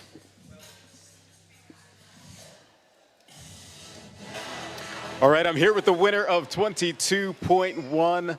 Pat Vellner, congratulations on picking up the win. You pick up the rubber match in the open announcement between you and Noah, but you kind of showed that transitions are super important in this one. You basically got to each movement as quickly as you can. Was that something that you were very aware of? I think it's something I typically practice and I'm aware of because Noah's fast on the dumbbell and fast on the wall. So you got to beat him somewhere, so might as well make it walking somewhere. And I mean, I wasn't that sharp. A keen eye might have noticed I did 16 box jumps for the first 4 rounds before I finally smartened up. So even the best of us make mistakes with no notice. One other question on the box jump overs, a different standard. Was there an adjustment for you? Because typically you're used to the bounding, so was the step down different? It is, that's exactly it. It's different. I don't want to say it's easier. You load your legs different. In this workout, your heart rate gets high. That rebounding would keep your heart really high. So it's almost like no excuse to slow down. You can sort of control your heart rate there, find a pattern that's kind to you. I would say that's sort of like your longest movement to get your heart down and get ready to attack the other pieces. But depends on the athlete you are. If it's a high box for you, just make the right decision. Don't make mistakes, don't fall over, because that stuff's way worse. All right, congratulations, Pat. Thank you. Again, your winner for 22.1, Patrick Vellner. Sean, we're going to send it back over to you. Pat Vellner with the rubber match right there. A little bit of bragging rights and a great performance from him, and we are just getting started. This is just the first of 2 matchups that we will have coming up in a little bit. It's Bethany Shadburne taking on Danielle Brandon, and then we will have the cool down show presented by Arasti. Director of Sport Justin Bergh will be there. He'll be talking to Chase Ingram. Among the things that he will address, programming in the Open, quarterfinals, semifinals, and beyond, so make sure to stick around for that. If you're dealing with pain or an injury, don't let that sideline you. Arasti can help. Talk to an Arasti provider for free to schedule your no-cost 15-minute chat. Scan the QR code to learn more. Back with our second matchup and the cool-down show after this. Bethany Shadburne taking on Danielle Brandon.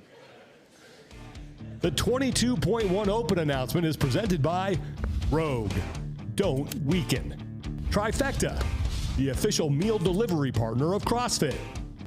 Thorne, the official supplement partner of CrossFit. And Arasti, the official rapid recovery provider of CrossFit.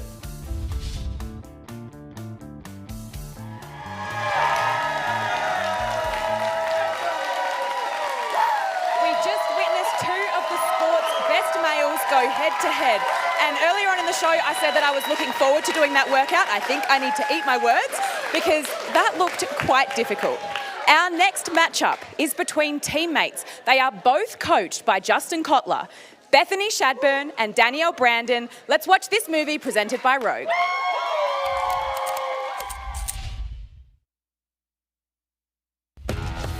Friends often make the best adversaries. Most of the time, Bethany Shadburne and Danielle Brandon are the former. They share the same coach and the same gym. And they both look poised for a big year in 2022. Danielle Brandon is a rising star in the women's division. She is coming off her third straight appearance at the CrossFit Games. Her signature performance came in event 8, the handstand. Sub 2 minutes for Danielle Brandon. I would like to report a crime because Danielle Brandon just murdered this event. Brandon has yet to finish inside the top 10 of the games, something she is determined to change this year. Bethany Shadburne didn't get the opportunity to compete at the CrossFit Games in 2021. She was forced to sit out after testing positive for COVID prior to the competition. Shadburne has already gotten her year off to a strong start, finishing second at Wodapalooza. Now she is hoping that momentum helps get her back to the games for the 5th straight year. For the majority of this season, Danielle Brandon and Bethany Shadburne will help each other get where they want to go. That's what friends do. But at some point, these two will become adversaries. Because no matter how close they are, friends can't share the top of the podium in Madison. Alrighty, guys, what do you reckon? Is it time to bring out our second matchup? Let's bring out our ladies. Our first athlete is 2019's 8th fittest woman on earth, 4 times CrossFit Games athlete, Bethany Shadburne.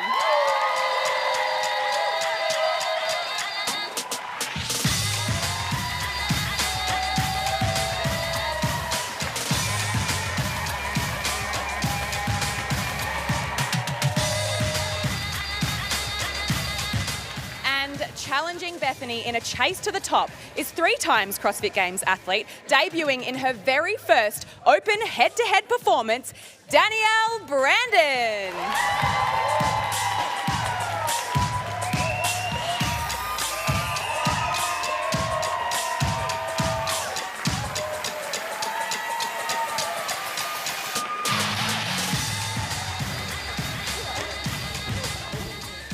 All right, these are the 2 women getting ready to throw down in 22.1. Bethany, I have a question for you. You just saw the men take on 22.1. Does your strategy change, and what's your approach?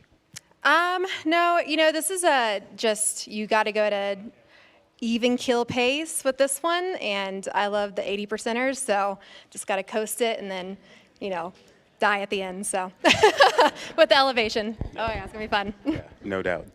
Danielle, for you, this is your first open announcement, but you get to do it with your friend and teammate Bethany.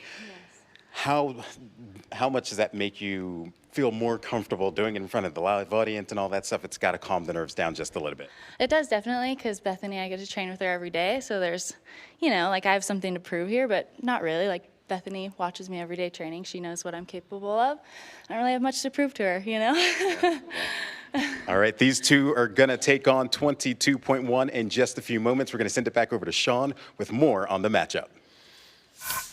Here is your tail of the tape presented by Monroe.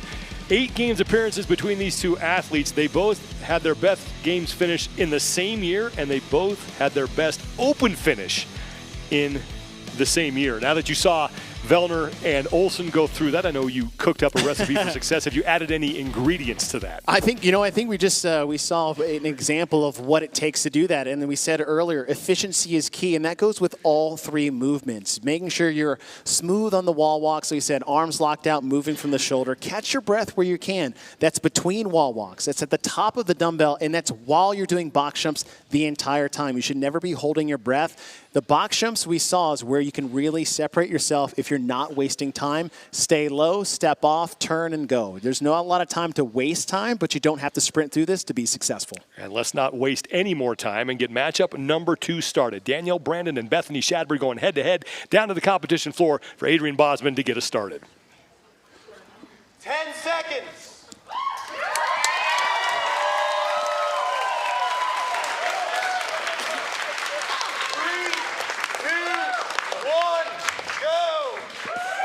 2 teammates going head-to-head. Danielle Brandon on the left, Bethany Shadburne on the right. Both of them train out of Underdogs Athletics in Las Vegas, Nevada. They were in for a little bit of a shock when they got off the plane here in Colorado. Man, I tell you what, but if we're looking at an event that was one that Danielle Brandon would like to see, is that it's one with wall walks in it. So if you want a wall walk clinic, watch Danielle Brandon work this. She has one of the best overhead positions in the sport. She was, she bursted on the scene with the Event 2 elimination in the 2019 CrossFit Games, where she just walked on her hands all the way out of the arena.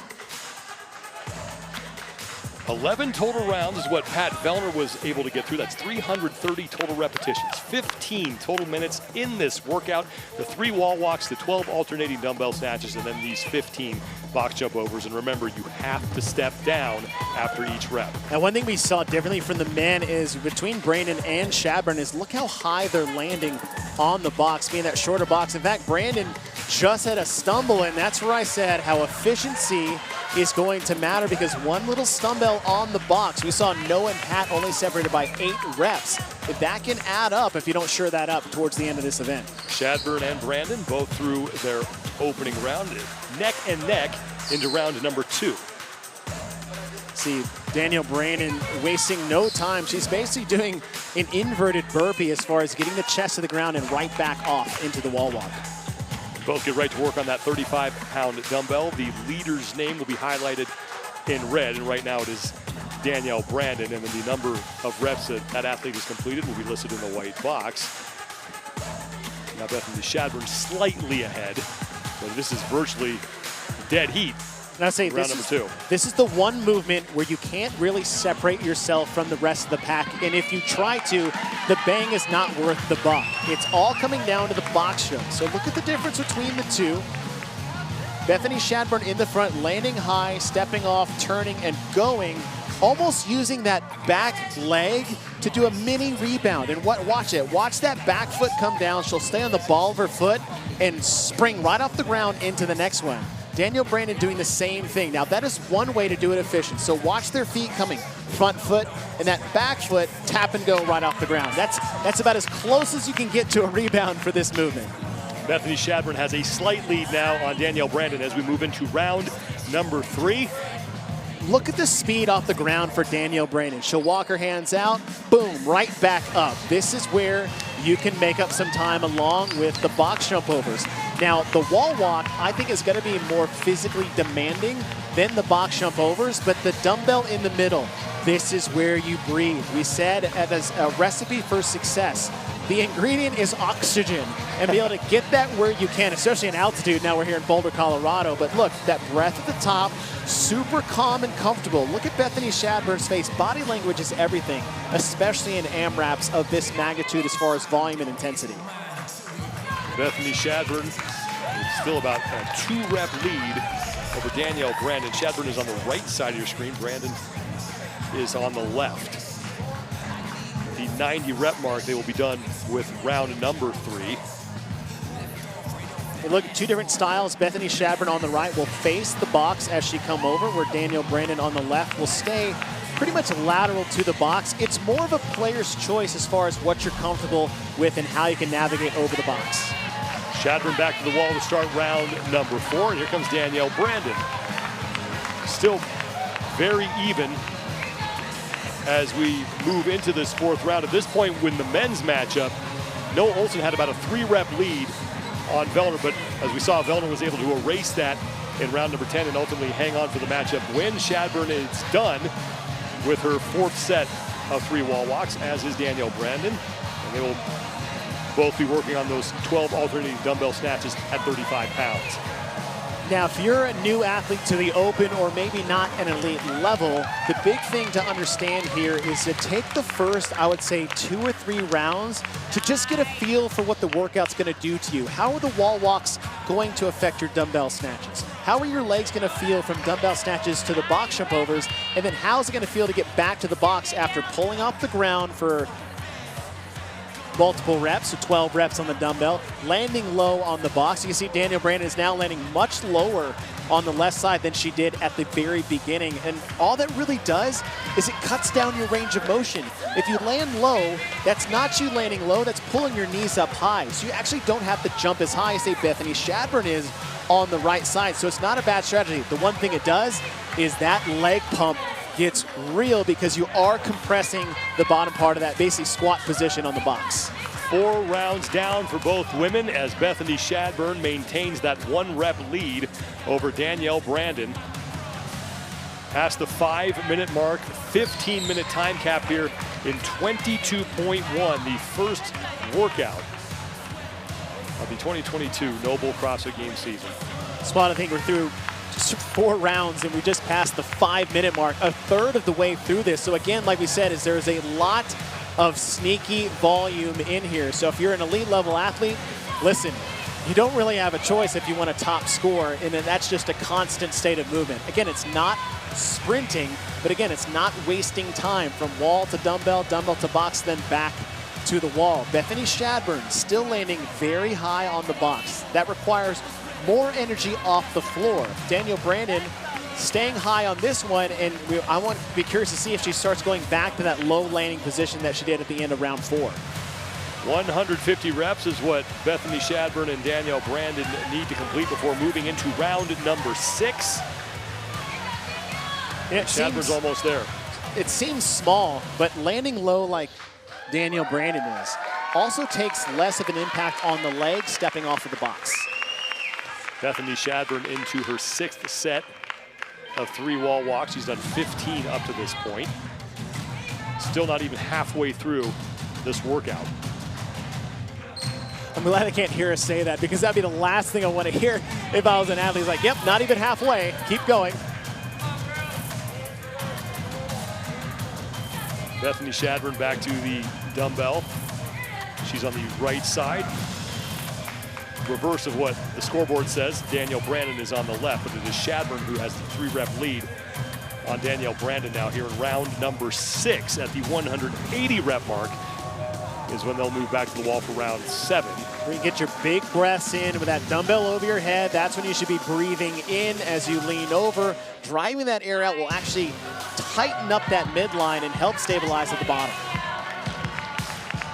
We are now halfway through this workout, 15-minute time cap. Bethany Shadburne and Danielle Brandon looking to close out round number 6. Noah Ohlsen and Pat Vellner were our first matchup. So you look at 22.1 on the left side of your screen, and it was Pat Vellner who won that matchup, got through 330 repetitions, so finished out round number 11. Now Shadburne back to the wall for round number 7. 8 minutes gone by. Bethany looked to slow down a little bit on those last 15 box jump overs, where Danielle Brandon might have made up 1 rep, but again, 1 rep in an event that has multiple rounds, and we have a lot of time left to go, and only being about 4 or 5 legitimate reps behind. I mean, obviously 1 wall walk is worth about 4 of the other ones, is that she can still chip away if she can keep more intensity on the box jump overs than we saw Bethany Shadburne do. Shadburne with the biggest lead she's had so far in this event, now up to about 3 reps. Shadburne is just about done with a set of 12 dumbbell snatches. Now 15 more box jump overs before she closes out her 7th round.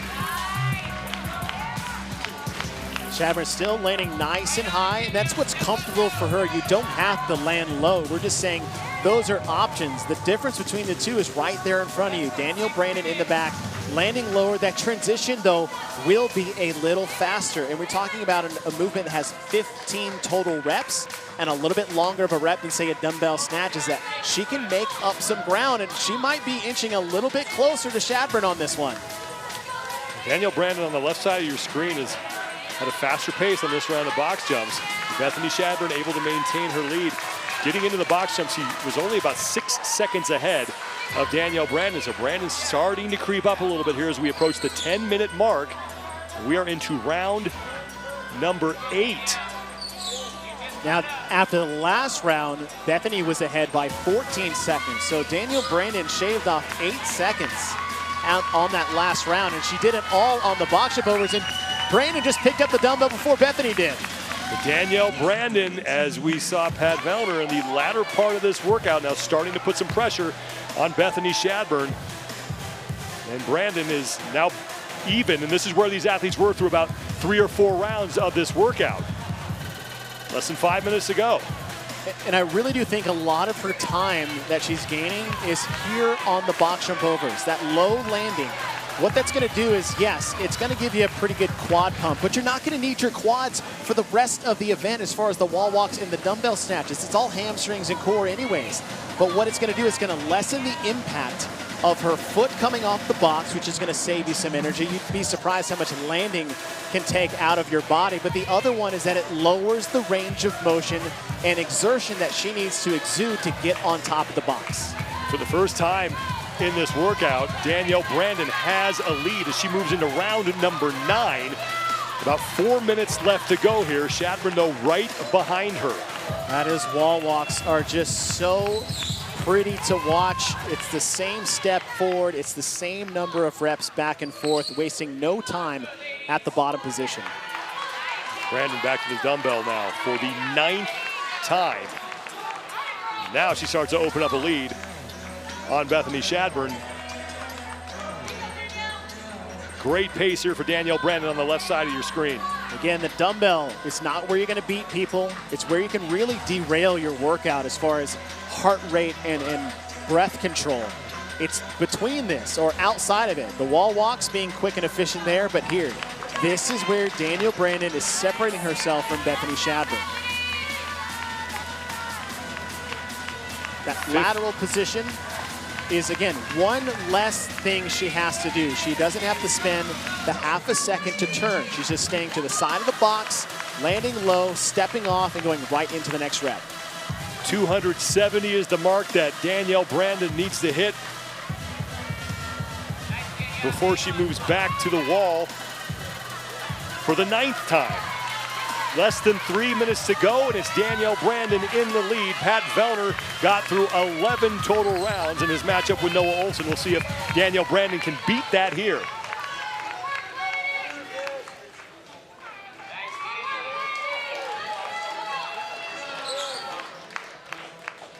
Ninth set of wall walks done for Danielle Brandon. 2.5 minutes left.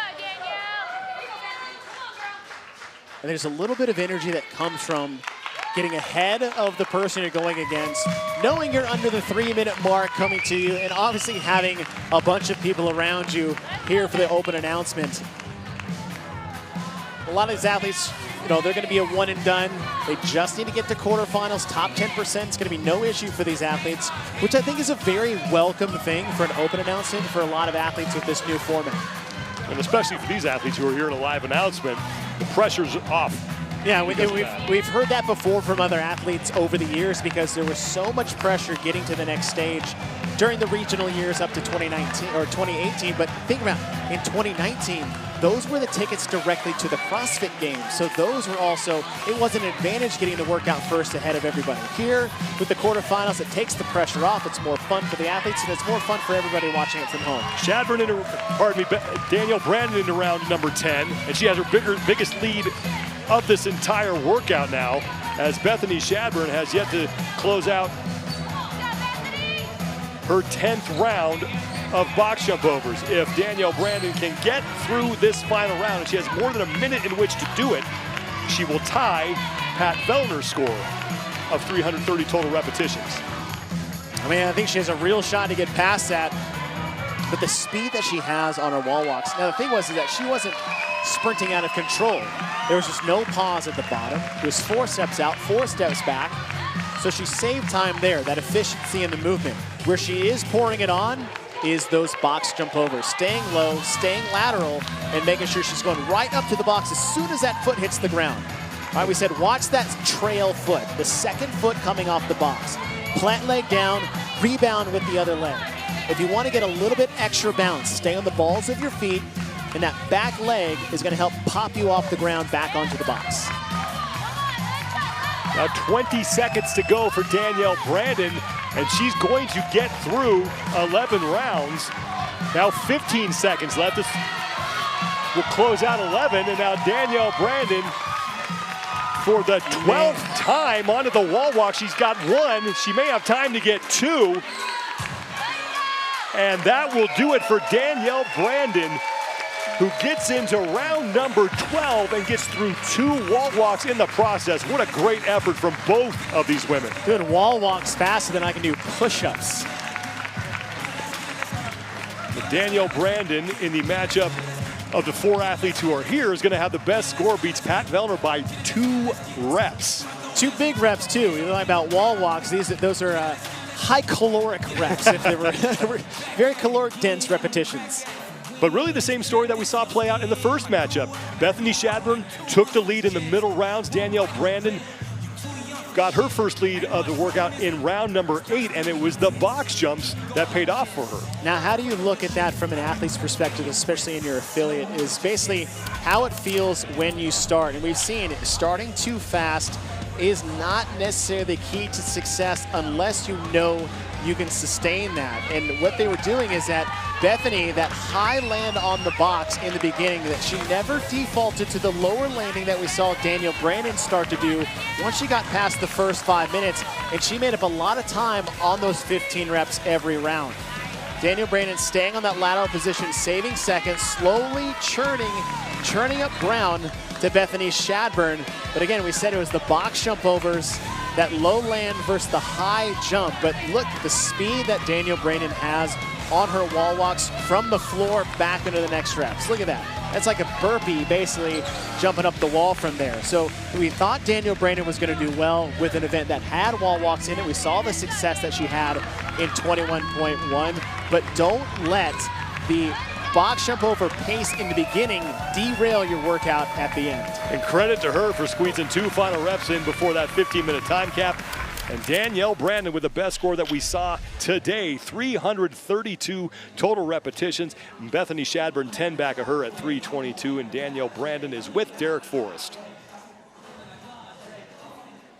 Here with your winner of 22.1, Danielle Brandon. And I want to ask you this because I talked to Pat about it. The box jumps, the standards were a little bit different, but that seems to be where you took the lead. You changed your technique with the box jump. You were landing a little bit high in the first couple of rounds. You landed in a lower squat later on. Was that intentional? And it really seemed to have sped you up. Yeah, I think I was landing higher on the first couple rounds, thinking it would save my legs. And then I kind of switched because it was pretty slow compared to Bethany. So I just was like, well, my legs are going to hurt regardless of what I do, so just start hurting now. And they were faster, and it was worth it. So. All right, congratulations. That is your winner of 22.1, Danielle Brandon. Thank you so much for joining us for the official announcement of 22.1. But don't go anywhere. The Cool Down Show is up next with Chase Ingram and Derek Forrest. They'll be chatting to our winners along with Justin Bergh. Don't go anywhere.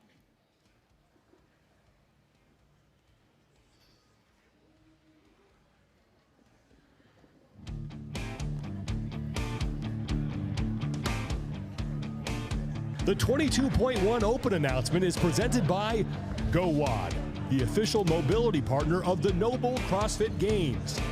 Whoop, the official wearable of CrossFit.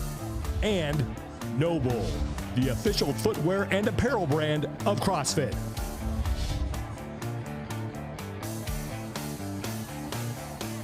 legendary like my birthplace. It's my time like my birthday. Born ready in the first place. It's a marathon. Run your race. Don't stop. Keep going. I'm up early. Don't sleep on them. I'm living out my dreams and my legacy. For the life of me, I'm good.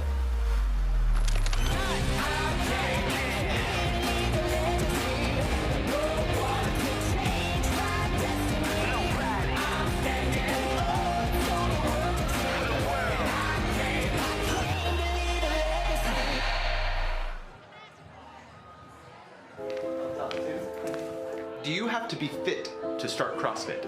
Oh, that's so not true. I couldn't do one push-up. I couldn't run 400 meters. I was out of shape. I was almost 300 pounds. I heard of CrossFit, but I had no clue what it was. CrossFit showed me a whole new level of what my body can do. Nobody starts out CrossFit fit. You got to start from somewhere. It just takes one day to go inside and try it out.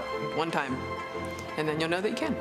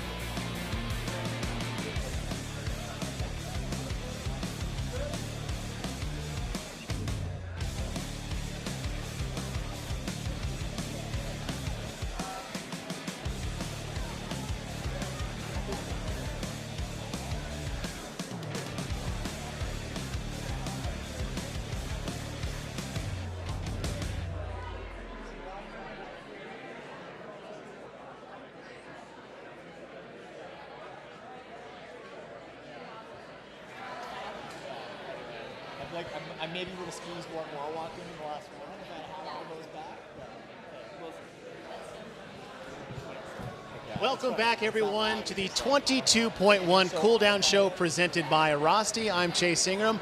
Derek Forrest will be joining me shortly, getting questions from the crowd as we've got 2 heats in the books, basically between the men and the women. I'm also joined by the GM of Sport, Justin Bergh, Pat Vellner, and Danielle Brandon. Pat, I want to start with you. We haven't done an open announcement with a crowd in about 2 years. What's it like with the new format with quarterfinals instead of like regionals or the games on the line to do an open announcement in this format relative to the old one? I think that doing the open announcement in an atmosphere like this is always fun and energizing. You know, given the change in the format, I think for the high-end competitors with games aspirations, it's more of a stepping stone. Our competitive season really starts in the quarterfinals. The open it's more of it's less intimidating touch point for the community now.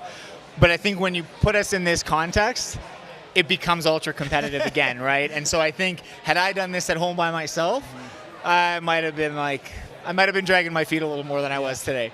But I think whenever you put athletes next to each other and you tell us to compete for something, it's just in our nature, right? Yeah. We're going to go hard. So it's fun to have that. And it's fun to, regardless of where you are in your training, you come into this and maybe your peak is 4 months away, so it hurt a little extra bad. It's a reality check and it's a touch point and it gives us data, so it's all good stuff, right? Danielle, this is your first open announcement. What was your experience like today? My experience? Honestly, it's just been super chill. I've tried to treat the open just like we're training, and getting to do it with Bethany has made it even more comfortable. So it's just been a lot of fun. It doesn't even, to me, it didn't really feel like a competition. Just try to treat it like a training day, doing a cool workout in front of people, getting to hang out with Pat and Noah a little bit. So just all fun. Now, Pat, you got the workout and then had to hit it right away. What did you change anything from what you thought it would look like based off what Pat and Noah did? No, I mean, we went out hot like they did. I mean, we got to learn a little bit on the box jump overs, but I think ultimately we're all high level enough we probably all would have figured it out eventually without anyone, so not much, but. Yeah. So we got our first open announcement, 22.1, as we saw before, is the AMRAP in 15 minutes of wall walks, dumbbell snatches, and box jump overs. Justin, I want to talk to you, being the GM of Sport. One of the biggest questions coming into this year was who was going to be programming the Open? Were we going to use Dave workouts or someone else is coming in? And what was the process for the Open, and what does that look like going forward for the rest of the season? We had some terrific workouts that Dave programmed for all 3 weeks. And the reason that we're going to use them, and this was one that was originally created by Dave, we did make a couple modifications to make it a little bit different for affiliates, especially around the world that still have limits on space and closures and things.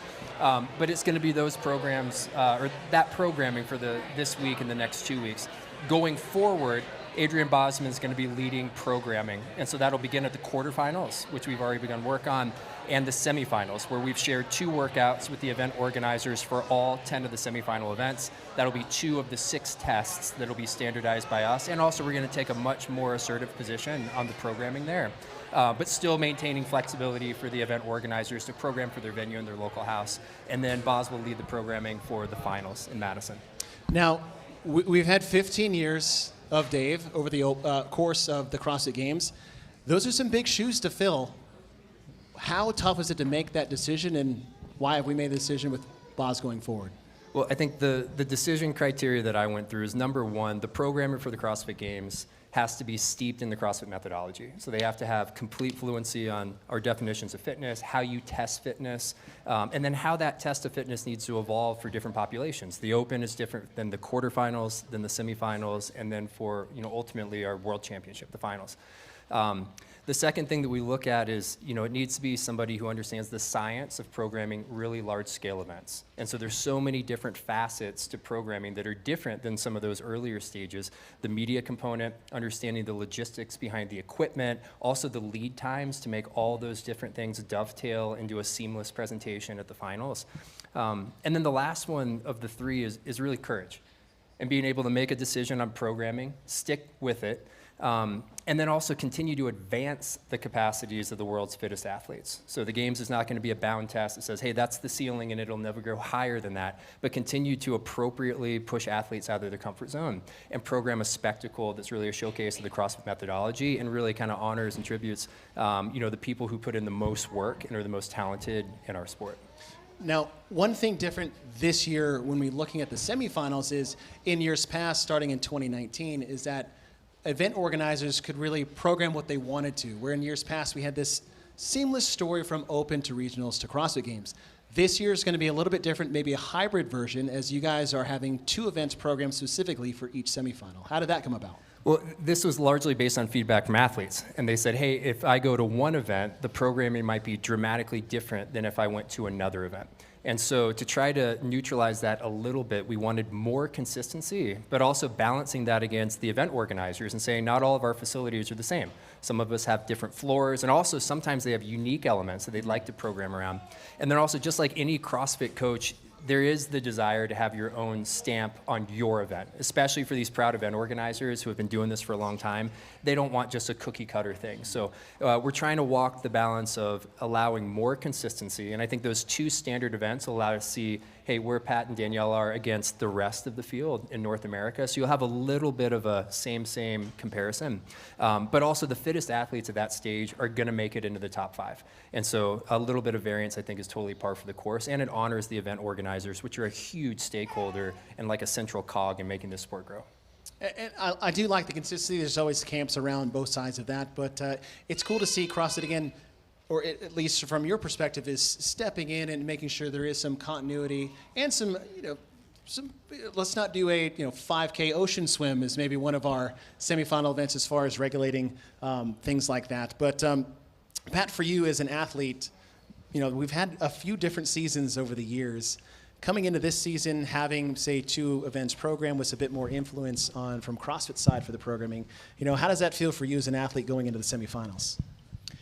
I like that. I think that what you guys touched on is right. It provides opportunity for continuity as well as creativity. And I think that creating partnerships with these large semifinal competitions, giving them space to grow and be authentic to the brand that they want to create and show their roots and put their stamp on things, right? I think it's good to allow that and not try to keep sandwiching things into a very specific box. So, and some people have great ideas. I mean, we've seen already a landscape in the competition where we have sort of one group programming everything all the way through. We've done that. We've done the sanctional thing where there's tons of different aspects and different inputs. And now we're into a little bit of a hybrid phase where, there's a lot of people doing cool work and it gives them a chance to show what they can do. And but we still have some amount of checks and balances so that things are kept in something that is familiar at least, and that we can still feel like we're comparing apples to apples instead of feeling like everything is too scattered and everyone's being held to a largely different standard, because we are trying to all wind up in the same end place, and we don't want there to be some sort of a weird asterisk behind someone who performs well and then say, oh, but they did this or that or the other thing to get where they got, right? Yeah. So I think it's important and it's a cool step. And I've been through 5 or 6 different iterations of a season now, so I think the best athletes find a way to succeed too. So we'll see what happens this year, and I think it's going to be another fun year. A lot more learning and a lot more growing to do, I'm sure. Yeah. But we're still young as a sport, and that's kind of what's fun about it. Yeah, and it's nice to know the fittest will survive and the fittest will move on. Let's take a question from Derek Forrest, who has one from our audience members. Yeah, I have a question from John out of Front Range CrossFit, and he's got a question for Danielle. With a workout like this, where you are just kind of moving in a circle for 15 minutes, do you sit in the back and try to plan out, okay, I'm going to hold a 75-second pace, or do you just go and hope your fitness is enough to hang on? I'd say exactly that. I would say there are athletes that probably do that. I am not one of them that's as strategic as that. I think I like to feel out the first couple of rounds, and then it's just like you can either hang on or not. So. Thank you. Yeah. Derek, we'll have one more question from the audience from Derek. Yeah, and this is Jackie from CrossFit Roots. She's got a question for Pat Vellner. I do. So in going into a workout like that, was there anything that was really surprising or harder than expected? I would say anytime there's an updated standard, you have to take some time to wrap your head around that. And I don't know the last time I really did a bunch of step downs in a workout. So just figuring out what that rhythm feels like, what that means over the course of 15 minutes, it changes the stimulus a lot. Like, the difference between doing rebounding box jumps and dumbbell snatches versus step downs and dumbbell snatches on what your low back's doing, your hamstrings are doing. Like, it's just a different thing. And so we try to vary our training up enough, but sometimes you just don't really know. So anytime you have a curveball like that, you have to pause a little bit and think about it. But no, I think that open announcements are sort of a unique environment where everything's a little bit like you don't really know what's going to come, and you got to be just very fluid and ready to roll with whatever comes out. But one thing too is 22.1 has been announced. The Open is officially open. You can still register for the Open, and Justin, we've talked. North America, in the allocation of semifinals, we've said before, is directly tied to Open registration and how you guys look at that in advance, how other continents may get or lose a semifinal event based off that. This year's been a pretty different year so far based off Open registration. Yeah, it has been really interesting. So the logic that we've used and will use going forward has been that the Open participation also sets the stage for the number of semifinal events in the following year and the number of games qualifying spots for the following year. So nothing's changing for this year, but as we go into 2023, it's definitely something that we're going to take a look at. Historically, North America had about 55% or more of total registrations worldwide, and it was about twice as much as Europe, who has 2 events where they both send 5 athletes. This year, and obviously there's a lot of time to go, and North America tends to be a little bit later, but Europe is surging right now. They've got more than a third of all registrations worldwide, and so you can just kind of hear that loud knock on the door where Europe's saying, hey, we want more events, we want more spots. They've said this for a long time, hey, our athletes are great, and we deserve to be on that platform, and we need more of our athletes there. And they're showing up, and they're backing it up with Open participation. That's pretty exciting news. So there's still time to register for the Open all the way up until the following Monday. But the conversation does not end here. After this, we'll have a live podcast on the CrossFit Games YouTube page. I'll have Pat Vellner, Danielle Brandon, as well as Bethany Shadburne and Noah Ohlsen joining the conversation. For all of you guys watching worldwide, come, show, ask questions from around the world. Until then, 22.1 is open and ready for fitness. We'll see you guys next time. Next week, it's a youth movement for 22.2. Last year, Laurel Horvath staked her claim as a contender for the Women's Championship with her second career silver medal at the CrossFit Games. Reigning teen champion Emma Lawson looks to show that she is ready to compete with the biggest stars of the sport. The defending fittest man on earth continues his journey towards a second straight CrossFit Games championship. He'll square off with a man who is coming off his best career finish in Madison. Saxon Panchik looks to make a big statement in week 2 of the Open. 22.2, live next week from Columbus, Ohio.